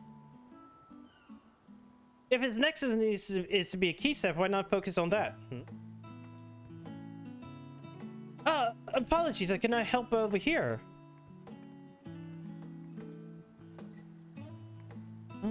That's quite alright, but do keep your voice down. What was it that you were saying?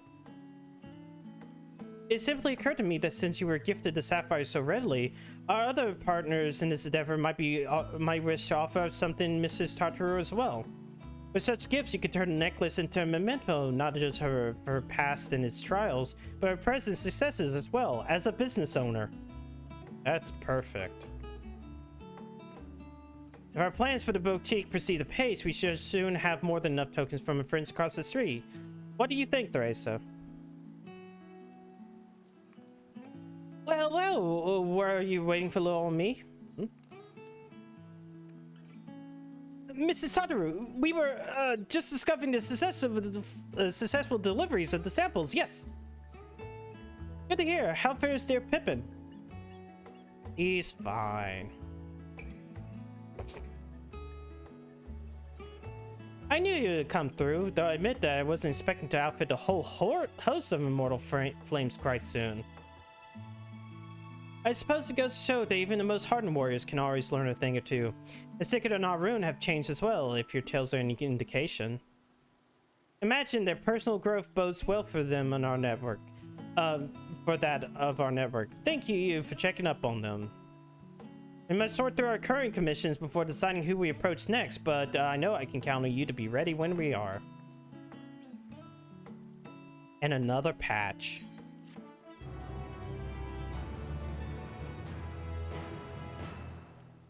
Because I'm pretty sure, yeah, they're not gonna continue that.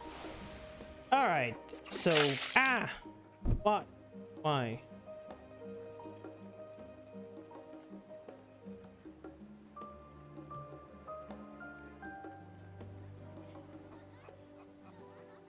Secrets in the box. Edit process.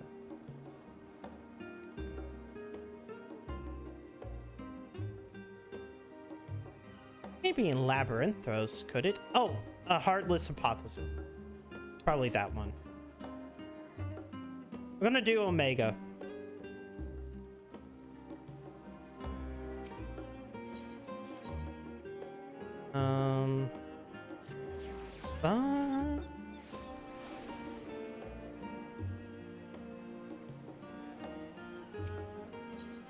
Yes, this is one. That's that's blown away the cobwebs away. Time to return to work. Oh. Goodness me, look who it is. This incredible serendipitous that will run into you of all people. I was part of the team which designed the Ragnarok, you see, and we've recently begun the process of combing through the vessel's flight log data. The primary objective of your journey to Ultima Thule was to save our star and the countless others, of course, but it also provided us with an invaluable trove of information. records of places and events we can only dream of. Your safe return gave us much to be thankful for. As it so happens, one of the things we pulled from the log was a transmission of unknown origins, something the ship must have intercepted during its flight. We believe it to be an audio message, but even our most talented linguists have been unable to decipher the language. But while there, it seemed that we must accept defeat, but today may be the day we finally solve the mystery. If you're so inclined, would you care to come along with to the Thamazon? It seems fitting to have one of the Ragnarok's original passengers present to hear history being made. We're gonna decode an alien language for you. Because there's aliens. There's other worlds, and most of them are dead because they fucking had a depression. Some of them became depressed, and then their entire civilization crashed. Others just died out because of war and famine and shit. Most life out there in the universe is fucking gone.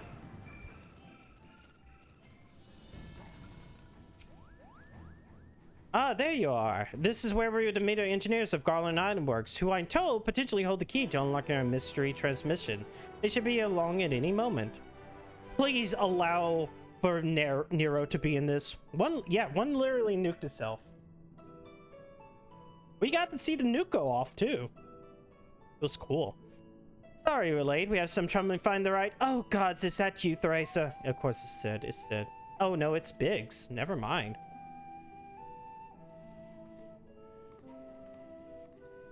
I was wondering if we're going to get Nero in this. Yes, the woman herself. I ran into her at the harbor and thought if anyone deserving to hear this message decipher was Theresa Wimhelm. No arguments here, but bugger me if you didn't have a knack for being in the right place at the right time. This is more to do with you than you might think, so please do stick around. Shall I pick up when we left off then?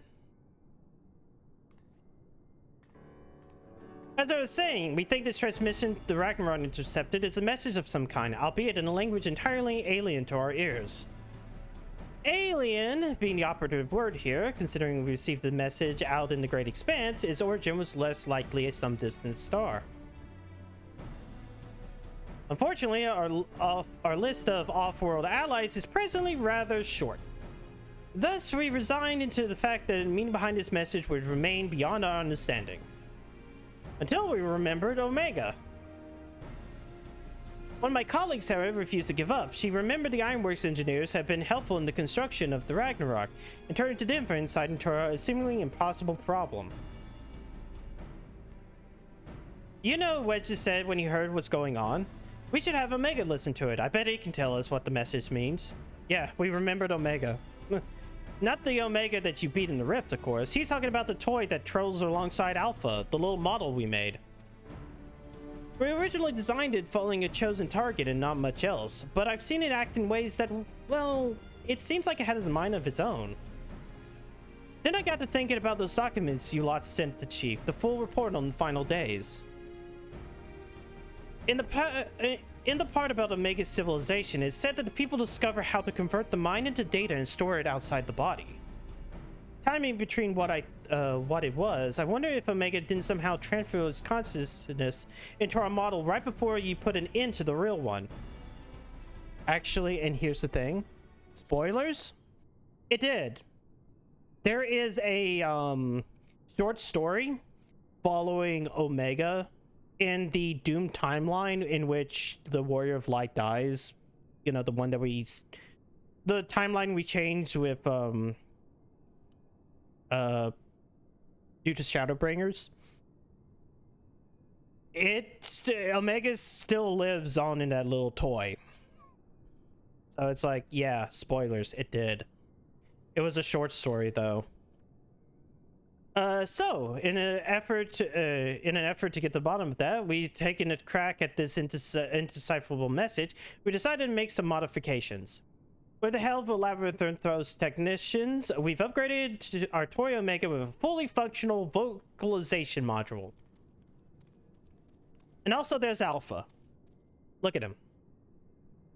God, Chocobo GP was a disappointment. I'm so fucking sorry. It says like, yeah, I remember that this Chocobo is based upon the Chocobo from the Chocobo Mystery Dungeon games, but that also means that it's modeled after the Chocobo GP one, and Jesus Christ, I look at him and I just think about how shit Chocobo GP was. We played a transmission for Omega, and I think it's ready to share. Hello.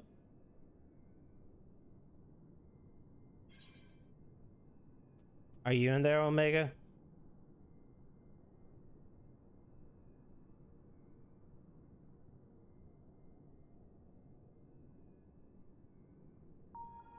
Affirmative. If by Omega you are referring to my consciousness rather than my entire formal chassis? Dude,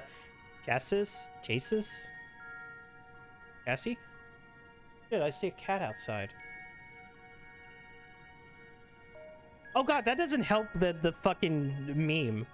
I was staring between like the blinds. Chassis. I guess it's chassis. Existing inside the considerably smaller frame. Food. No food. It's outside. It's one of the strays. Prediction. You have formulated several misconceptions. These I shall preemptively dismiss based upon the following facts. 1. Vocalization module aside, this chassis remains unmodified from the design constructed by the engineers Biggs and Wedge. I evaluate his combat capabilities to be on par with a mortal infant. I am a baby. Please do not... I am a baby. Please, please, please. Something Twitter. 2. The mechanism... No, they cannot. They're gone. 2. The mechanism which allows me to perform an emergency transfer of my consciousness was installed in my previous body. With the destruction of that body, I am rendered incapable of replicating such feat. Should the current material form be destroyed or cease to function, all cognitive awareness and presence I possess will be lost. Conclusion. I present no threat to you or the star, nor my projections indicate a necessity to inflict harm. I am baby, don't hurt me. In fraction of a moment before my annihilation into the rift... No. I punched it in the dick. And also the pussy. Because remember, it had both a male and female form. In the fraction of a moment before my annihilation in the rift, I re-examined my directives. I am fully to fulfill my purpose of an evolving construct, then I must continue my journey for improvement for as long as I exist. I must acquire this heart of yours, this strength of soul. Well, there you have it. And if it's not wrong about the current combat capabilities, it is more likely to damage itself than the thing it was trying to attack. But let's not forget the reason why we brought you here in the first place. What about the transmission they played out for you? Could you recognize the language? Affirmative. It was transmitted in the Pangalactic Basic. Pangalactic Basic? A common language in comparative extensive usage throughout the worlds we have conquered. Which means you can finally tell us what the message said. That is a language you understand, yes? I understand it perfectly. I am fluent in over 6 million distinct dialectical codings. Blip. My cooperation in this matter, however, is conditional. You have no choice. Elaboration. Your chief Sid utilizes the floor as part of his unorthodox filing system, which allowed me to scan the report on the final days. I'm aware that my home star, the one you call Alphatron, was obliterated in the aftermath of Sir and Meteon's meeting. The existence of Dynamis has not previously factored into my projections, but I now comprehend the concept, in theory. What fails to compute is why Omicrons were not immune to its effects. Dynamis should not have any influence on a race that possesses no heart. And yet, Sir expressed to Meteon a desire to cease existing. Illogical. I must pursue this anomaly further until the full equation becomes clearer to me. I must analyze all of its elements of the final days and deepen my understanding of the heart's intangible properties. Oh, I can understand. It's like it's probably also Sama. Maybe they just call it. Well, they wouldn't call it like Kami, because I would think they would have no. And I guess within a programming language, master would make more sense because, you know, master's program, master computer. To expedite this process, I require an external interpretation of those sections of the report which continue to produce errors in my calculations. I request that the assistant of Theresa Wormhelm, as one who is experiencing the ravages of ultimate despair on multiple fronts, and display the immense heart in engineering my defeat, she is the optimal choice to fulfill this role. Oh no! That's weird.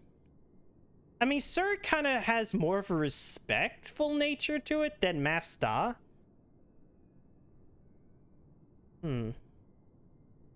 So we either agree to your conditions or you tell us nothing. I'm sorry to put you in a spot like this, Theresa. If you have the time and the patience to spare, we'd be grateful if you can human this toy's demands. Also, Alpha's asleep. As Alpha dozed off, I suppose the subject was a bit technical. Rouse yourself, Alpha. You must listen and consider the matters, even as I must. Wait. No, it's sleep. Why don't you make a trip out of it? You know, actually visit the places that has the, things Omega wants to ask about. I'll make an explaining stuff easier, for one, and it also helps keep Alpha awake and alert. Alpha and Omega exploring space. Wait. Oh, you want me to speak with Omega?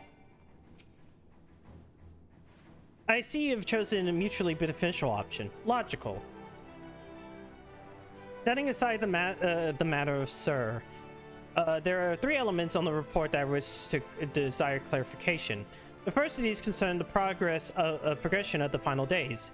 In Razed Han, I recognize no pattern in those who succumbed to the transformation, and those who did not. Have a good night, Avalon.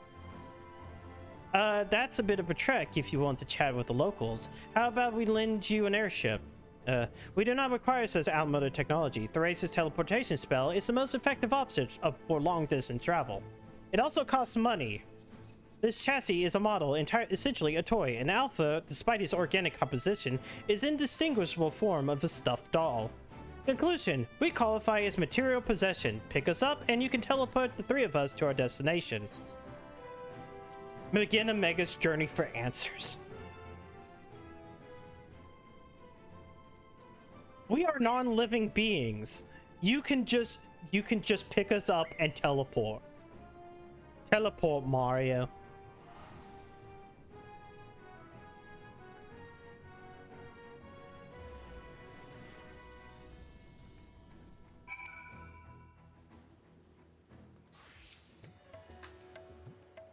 Sensors indicate we have arrived at Razed Han. Objective: identify factors for resistance to involuntary transformation. Hypothesis: unaltered survivors of the final days will display significant strength of heart. Confirming this theory will require cooperation of live subject. Where is the ward designated for residential habitation? What? Understood. Kama is set as a sub-destination. Please take his lead and select the subjects we are to interview. Alpha and Omega now accompanying you. Keep them at your side in order to proceed with the quest objective. Blah, blah, blah, blah. We have to use this a lot. God damn it. I have to... God damn it. No, what sucks is that I can't use the Aetherite. I don't think.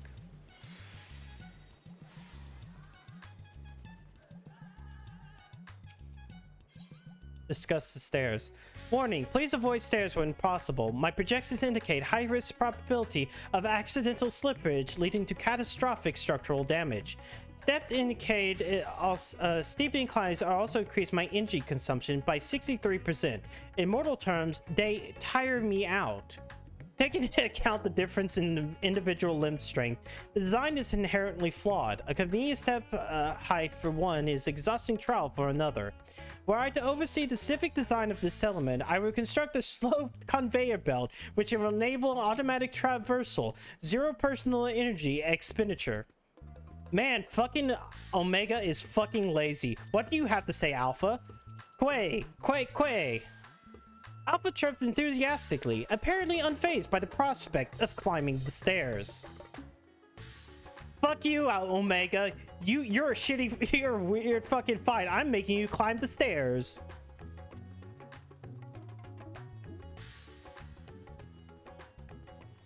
We outvote you, Omega.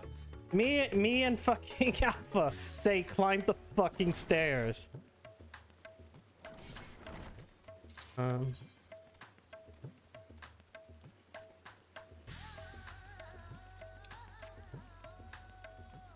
Plus, I'm not walking all the way around just for him.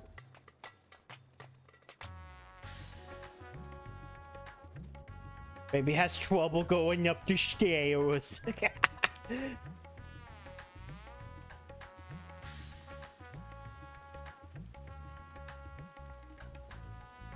Anyways, let's talk with people. You're a traveler? Please, if you have a moment, could I use your outsider's perspective? What? You see, I was one of those who sought to escape the madness plaguing the world by fleeing to the moon. Not that we went in the end. So here I am, recently returned for Charlian, except now things are strained between my sister and I, since she chose to stay and I chose to leave. I asked her to help me find work and she suggests I look somewhere that isn't Thavnair. As if I wanted to abandon my home. It makes me so angry. Your point is unclear. You are elected to relocate to Star Satellite. Thus, your relative now perceives you in a negative light. Your sibling's judgment is in error based upon the information made available to the Hanish citizens. Your decision to withdraw to the moon was both logical and correct. Conversely, the decision to remain in Razadhan, despite the low probability of survival, defies explanation. Perhaps her reasoning pathways are faulty? That's right. I'm not quite sure what you're saying, but you're right, aren't you? Or I like to think. The problem is, I understand why my sister feels this way. I almost decided against going myself. Even then, I wasn't sure if leaving behind everything I love was the right choice. And with the way it all turned out,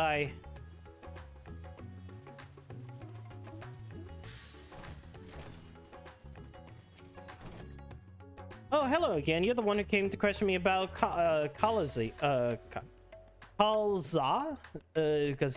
I don't remember the name. I'm glad to see you doing well off the unpleasantries. I remember the burning skies and hearing the screams, truth be told. I'm so confused as to what happened. I only know that it wasn't unusual for entire families to go missing. Many of my neighbors' houses lie empty even now.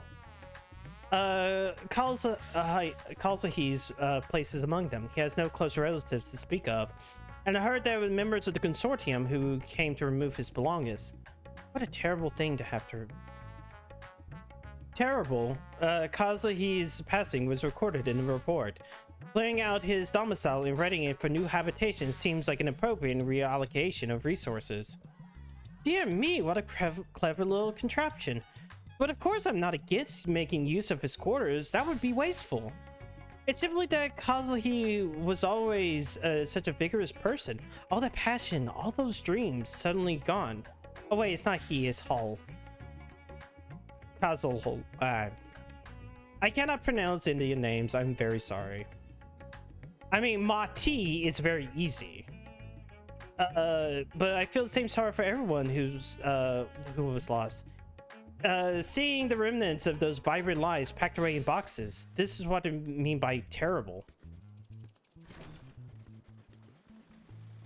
Man, we're teaching a robot how to be human. This is like a Star Trek, right? Hey, don't I know you? Yes, after the beasts were taken care of, you told me to join everyone in the square.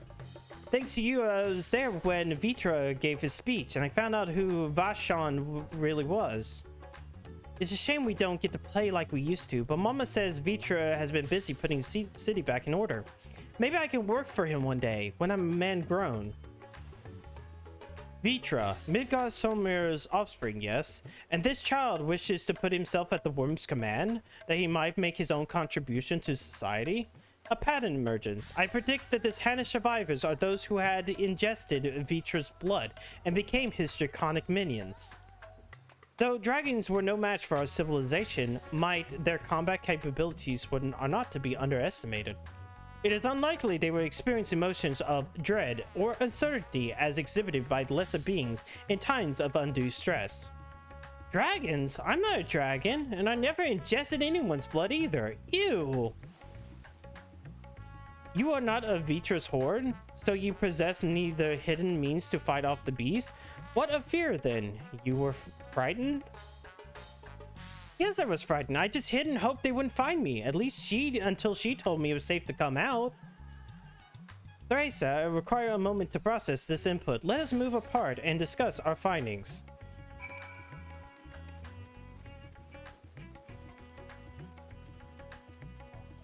Okay, Omega, what have you learned? Processing data, evaluating hypotheses against accumulated evidence. I offered an optimal analysis of each subject's testimony, yet each time their response conflicted with my assessment. Without identifying the root cause of this conflict, I was able to properly define what constitutes the strength of heart. Perhaps we could see any question. Perhaps the matter is beyond. Perhaps the heart you seek lies in the conflict itself. Maybe I'm being smart. An interesting observation. It is possible my base criteria is in error. In which case, it is imperative that I must continue this learning process and repair any fundamental misconceptions. Next, I wish to interact with an individual who endured similar circumstances to Kalazal prior to the transformation. Are you acquainted with any local merchants who had dealings with him? Oh yeah, we have what's his face. Oh wait, no, not that guy. Jin Baha of Ruday Fibers. No, his destination set. Boom, boom, boom, boom, boom. Okay, yeah, looking at the time, I'm probably not going to be able to do that other thing. I'm probably just going to do 6.1. It's getting kind of hot in the room again. And even though I have the window open to let any kind of cool air in, it kind of ain't working.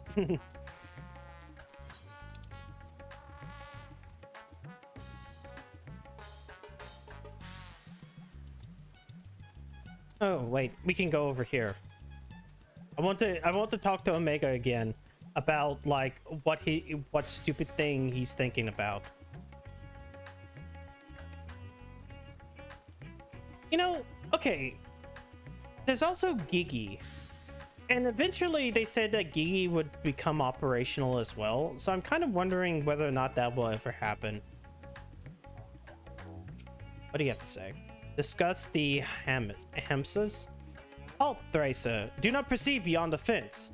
In this body, birds of that size represent a lethal, unthinkable threat. They will peck at my casing apart, searching for meat that does not exist. Conversely, Alpha can correctly identify my absence of nutritional content.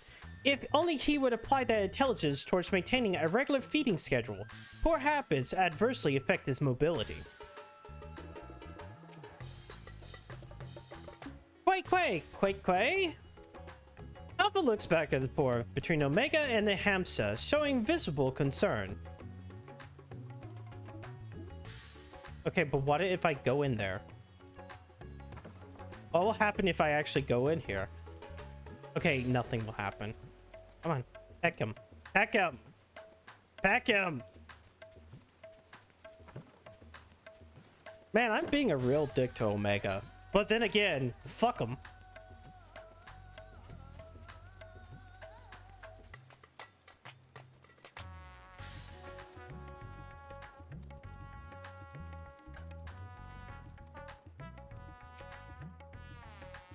Well, look who it is. I'm gonna thank you again for helping me move in moving our textiles. Recovering from those tragic events has been difficult, of course, but with everyone pulling together, we managed to get things back up and running. Jinbaha, I've come with questions related to the tragedy, specifically your survival of the final days. Although you're similar in Kazal in many respects, he succumbed to the transformation and you did not. Why? What is the critical difference between you and him? What? I'm sure I don't know. I'm not especially brave or courageous, if that's what you're asking. Perhaps being focused on protecting our workshops kept me from spinning into a panic? Still, I imagine that Kazal would have been feeling the same sense of responsibility. Perhaps the weight of it all is what invited his demise? You are the same mind, resolved to the same purpose. Yet your strength of heart, of spirit, was not equal. If merely emulating the individual is insufficient, then some unseen factor must be involved. Not to interrupt these deep philosophical musings, but do you think I could ask you a small favor? What? How many times did Omega try to kill us and how many has it killed? Exactly! I can be a dick to Omega. Fuck him.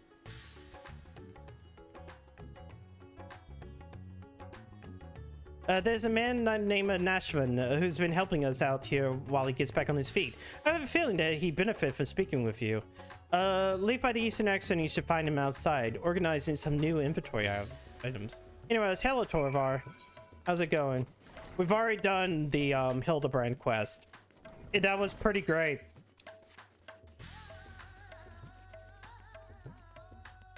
What do you have to say? The equipment being manufactured here is worn to perform specific duties, yes? Conceptually, it seems analogous to our practice of switching frames to better serve our mission objectives. I, for one, did not begin to existing within the Omega model. I was originally supplied with a standard issue Omicron chassis, serial number M017. On this world, the alphanumeric combination was considered my given name. The such designations are drawn from a nearly infinite register of celestial bodies to avoid the possibility of duplication. Furthermore, the cluster known as M0117 is expressed in your language as Omega Nebula, the same word I used to introduce myself to your kind. Though you associate Omega with the advanced weapon construct, it is also my name, and I see no reason to change it no matter which frame I inhabit. What about you? Quay! Alpha puffs out his chest proudly, seeming to imply that his Ironworks uniform is the best attire anyone can wear. I like the difference between the two. It's like, Omega, I cannot climb stairs. Alpha, yo, stairs? I'm expecting a lot of people to be making comics about these guys. Like, I can see multiple people of just Alpha and Omega, like, weird comics of, this is illogical. And then, like, Alpha's like, I don't know, shitting on a bed. I don't know why that's my first thought. Was like, that's all our orders accounted for, and everything looks as good quality. Kamala will be pleased. No. You were the Scions. You were there.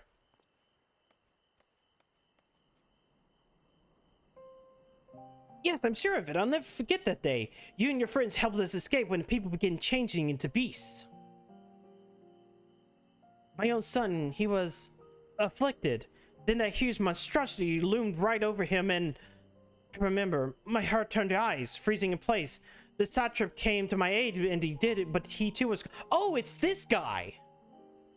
Oh, I remember that. That was a pretty baller cutscene. His son turned into a monster, and then the giant monster stepped on his transformed son. I remember that. That was fucked up. That was super fucked up. Yeah, let's party.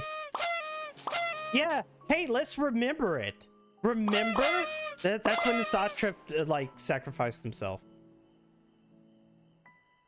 The memories run together in my mind like flashes from a nightmare. Only the words of your comrades still ring clear. I repeat them over and over like a mantra as I fled for my life. You must run for their sake and your own.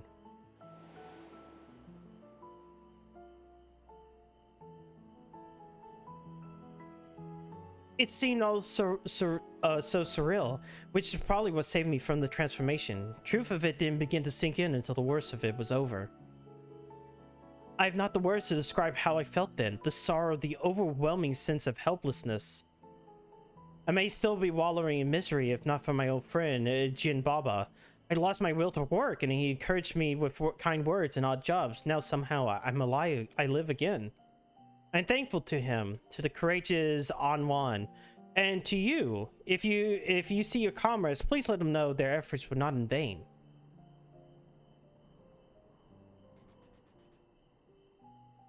You said you lost your will to work. This signifies a cessation of efforts to maintain basic life functions, yes? What changed to extract you from that stagnation? An offer of work from Jinbaba should mean little to one without the desire to accept it. Was it some manner of mortal instinct? A primal need to survive and thrive? Instinct? No.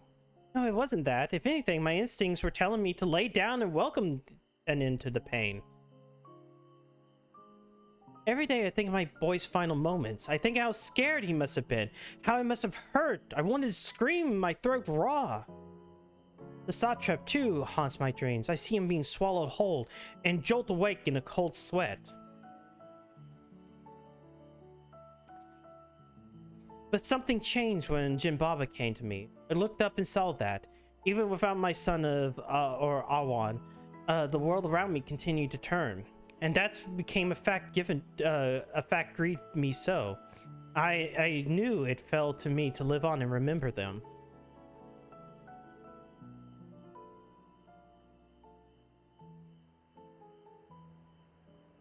Strange, isn't it? What drives me to rise in the morning is the very sorrow which once crippled me.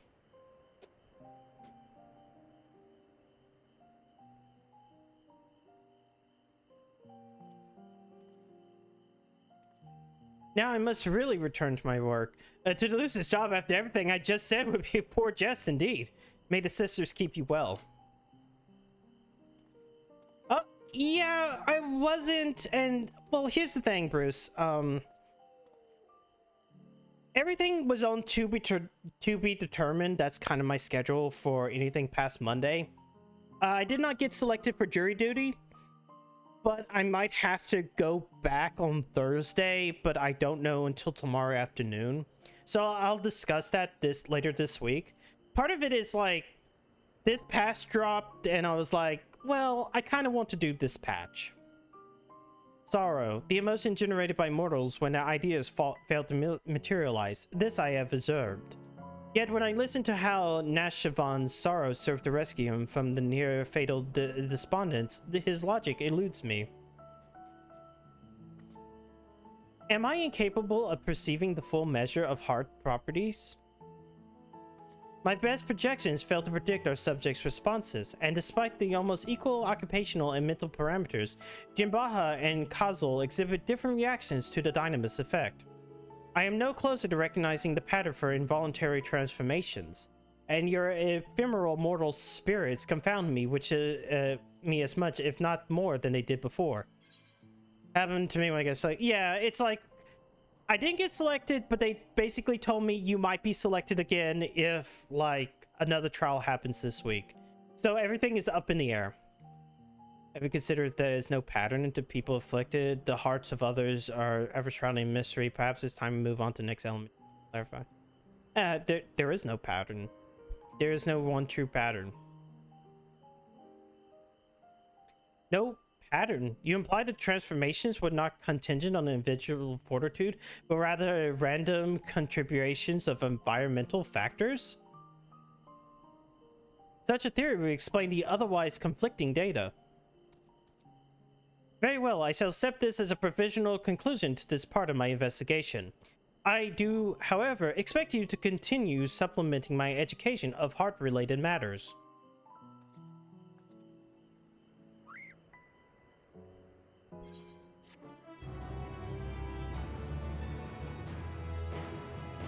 And at this point, like, I'm probably still not going to be playing anything the rest of the week, maybe. I'm not really sure. Quay. Oh, there's a present. Our next destination will be Camp Broken Glass. I desire elaboration in dealings between Ilsabar contingent and the citizens of Garlemald. The report described the contingent's purpose as the salvation of local populace. Furthermore, both factions face a common enemy in the Telephoroi. Why did they not immediately combine forces to their mutual benefit? This inconsistency requires closer examination, Theresa. Initiate teleportation. Yeah. Well, I'm not gonna do... Well, there's not that much left with these quests. Goodbye. I cannot pronounce that. That is impronounceable. Oh, wait. Yeah, we gotta talk to Megaphone. Teleportation successful. Evaluating immediate environs. A cold weather region by Aetheris' standards, but significantly less extreme than a star ice planet than a star with ice planet classification. This body should not be unimpeded, or should not be unduly impeded. In contrast to Alpha and his uncontrollable shivering, my frame appears to be highly resistant to low temperatures. Retrieving data. Records indicate the remnants of the contingent force and a number of Imperial citizens yet inhabit this location.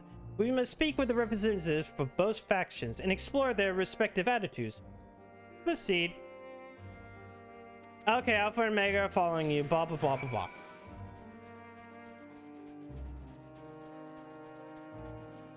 Yeah, it's fine. We're going to kind of finish out tonight, anyways, with the ending of this quest. Theresa, come to see how things are progressing, have you? I can't speak for the overall strategy, but communication with the locals have become damn sight easier since Julius and his soldiers stepped in to help. Oh, we face our fair share of distrust, of course. Some folks even think we're enslaving the minds with our foreign magics. We have Anima to thank for putting that idea in their heads. But all things considered, I'd say we're doing pretty well. Establishing open dialogue was the first big step. Query, you consider this level of progress acceptable? The realities of your efforts falls far from short of the ideal. If your aim is to provide efficient succor to the local populace, then absorbing their numbers into your command structure would be optimal path. Oh, I wouldn't want to go that far. We're not looking to take over their nation. If we do that, do this the right way, we might recognize and respect each other's way of life. So it might not be the easiest solution. I agree that a contingent slow and steady approach. I'm happy that we're saving lives. Well, have a good night, Matanui. Sleep well. Let's go over here. Ah, here we go. The Emancipated Refuge. Shadow of the Past? Yes, I know you from Victor's Spoils. Have you come to laugh at me? A wretch who chose to lose Lucinia and her sister rather than accept your help? The fool who ended up relying upon your charity nonetheless? Oh, emancipated.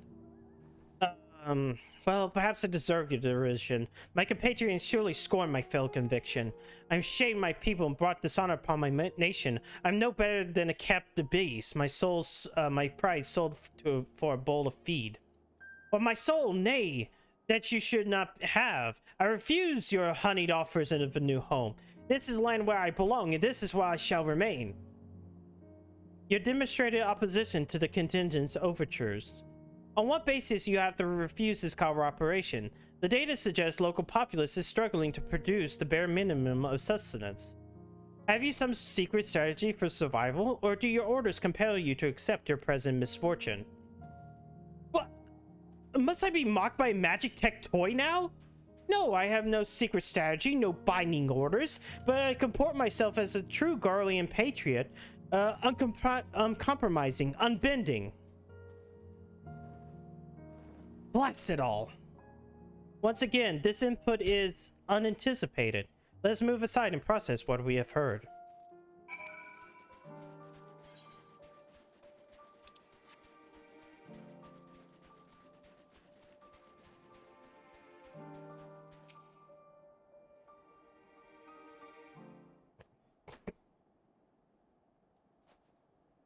Accessing and analyzing recorded data. Integrations complete.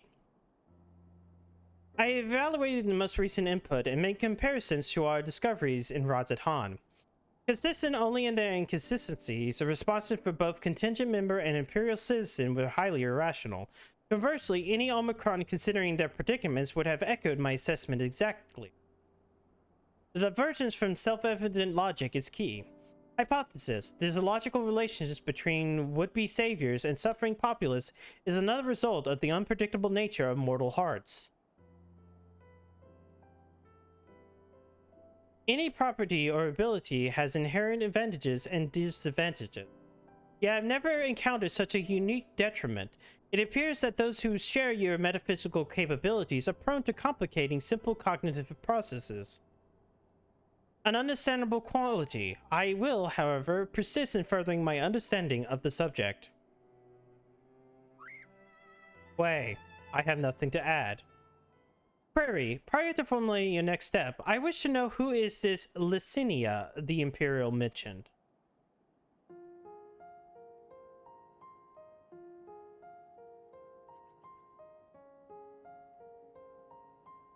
It was a very stupid thing.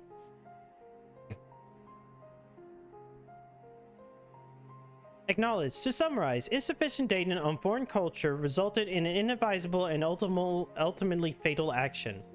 I witnessed such self-destructive behavior during the course of our planetary conquest. Overwhelming enemy forces were voluntarily withdrawn to perilous regions, leading to a succession of inevitable losses. Tangential data requested. I wish to learn about the brutal customs. The practice has ever seemed nonsensical, but new data suggests it arises from the same source as the cognitive complications. Taking me to this Lucinia's burial site, it may aid me in understanding... Oh no, it's dead. Wait. Energy delivery systems compromised. Core temperature critically low. Warning, immediate heating required. Request, apply friction to outer frame. Rub Omega's belly. Oh my god. Rub Omega. Fuck you.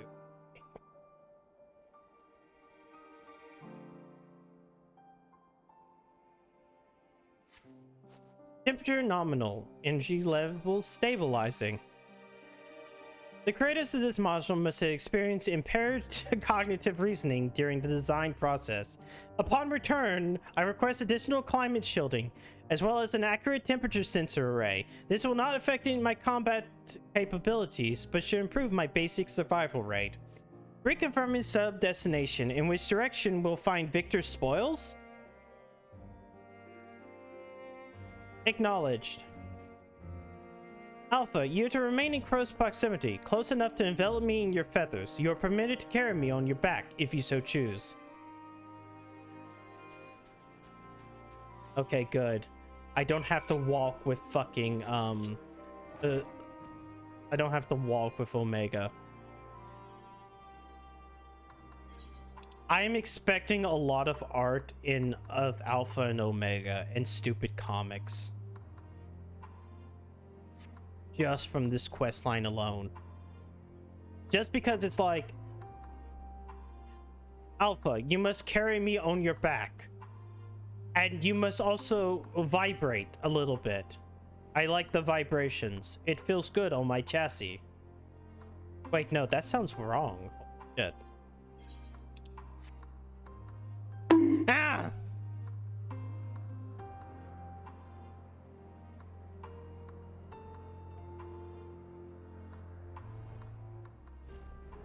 Okay, let me see.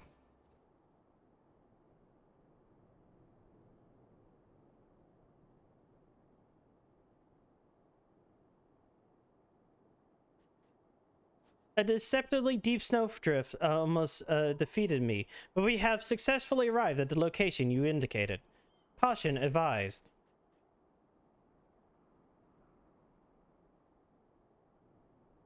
An unknown individual appears to be investigating the object of my interest. Hmm? You're Rosia's champion, aren't you? The Race of Wormhelm.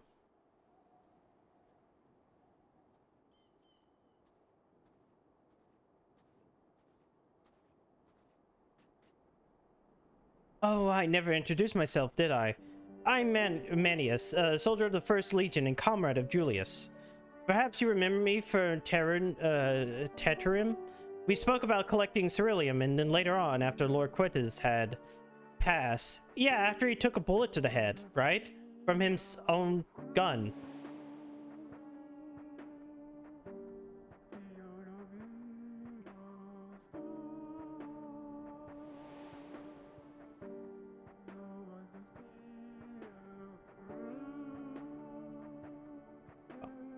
Manus, explanation requested. What is the reason for your presence here? That must be the tiniest magic tech weapon. Oh, no, it's just an oddly shaped communicator, isn't it? In any case, I have nothing worthy to report. I heard that the sisters who used to live in my sector were buried here, so I thought I'd come and pay my respects. Alphinaud and Alizé told me the story, complete with profuse apologies, though they were adamant that no amount of remorse could erase the tragedy of what came to pass.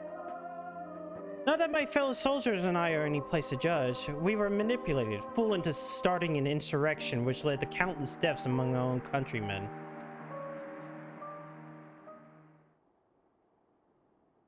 Objection. The casualties incurred through your infighting are distinct from those caused by Ilsabard contingent. To restate, you are justified in seeking the restitution of the contingent for causing the deaths of Lucinia and her sister. Retaliation for damages sustained is also a logical progression.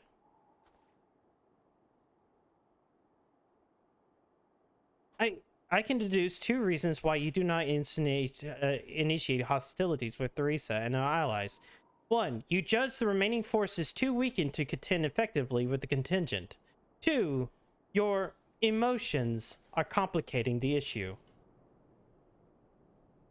Tell me, which of these is correct? Well, when you lay it out like that... I'm afraid my answer isn't like to win me any medals, so would you mind keeping this to yourselves?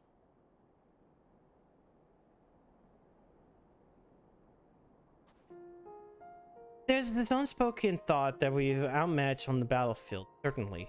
But the real reason I'm not demanding restitution has little to do with weighing the odds.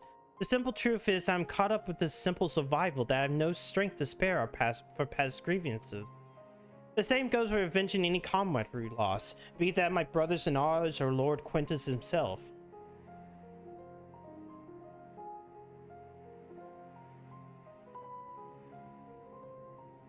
Although it seems everyone has an opinion about the manner of his passing.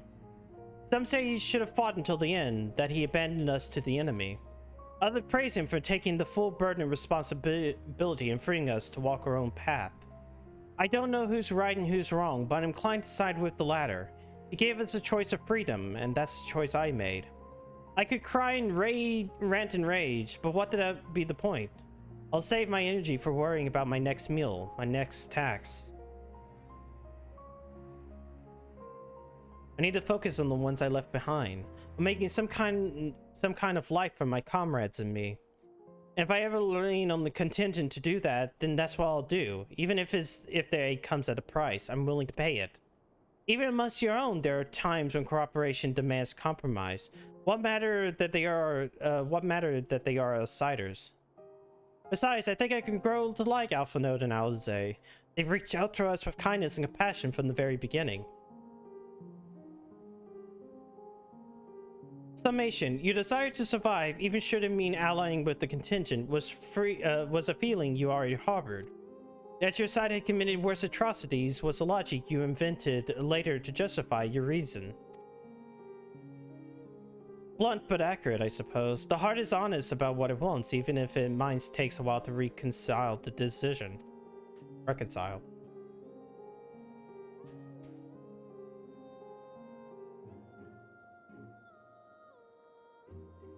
Well, this has been oddly cathartic, but I must return to my duties. There are wild beasts to cull, fires to flight, supplies to transport. Even without an emperor, there's no rest for an imperial. Be safe and stay well.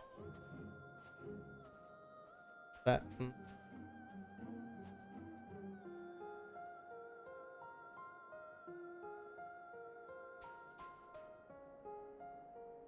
Upon review of recent input, I arrived at an unexpected conclusion.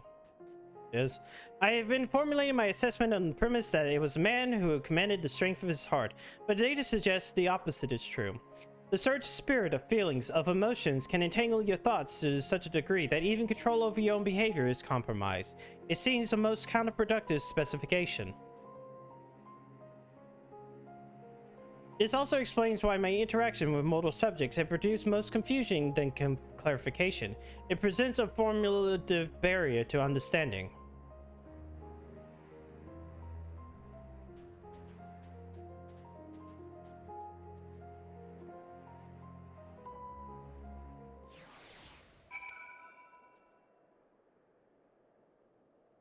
So I did look at a screenshot of this quest and line, and it does seem like we eventually go to the moon.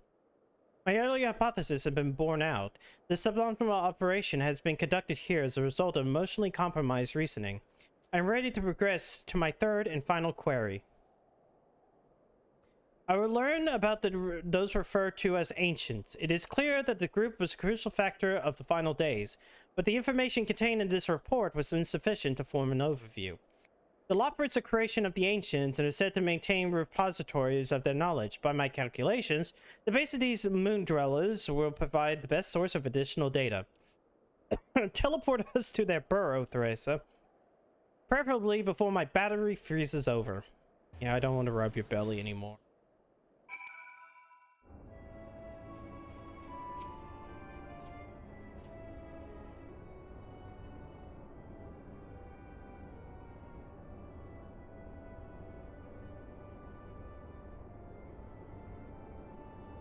Your teleportation spell was successful. We appear to arrive in the location described as Bestway Burrow. An inspection of the technology in use will give me a detailed insight into the ancients and their civilization. This body, however, lacks my previous frame's advanced observational functionality. I will require external assistance.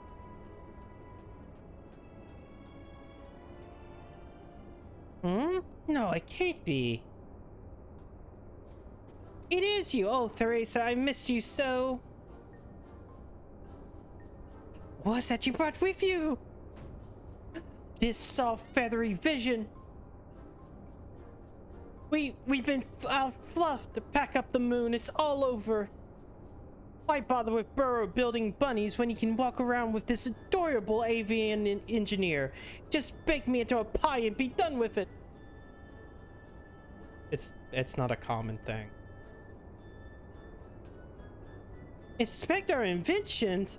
Wait, so you're not done with us? I wasn't truly worried, of course, and it certainly wasn't about to roll over myself in dough and dive into Cooking Way's new oven. If a technical breakdown is what you need, then I'm your Loprit. As a resident atmospheric regulation expert, I can field any questions or query you might be care to pose. Acceptable. I will employ this being to guide me around the facilities.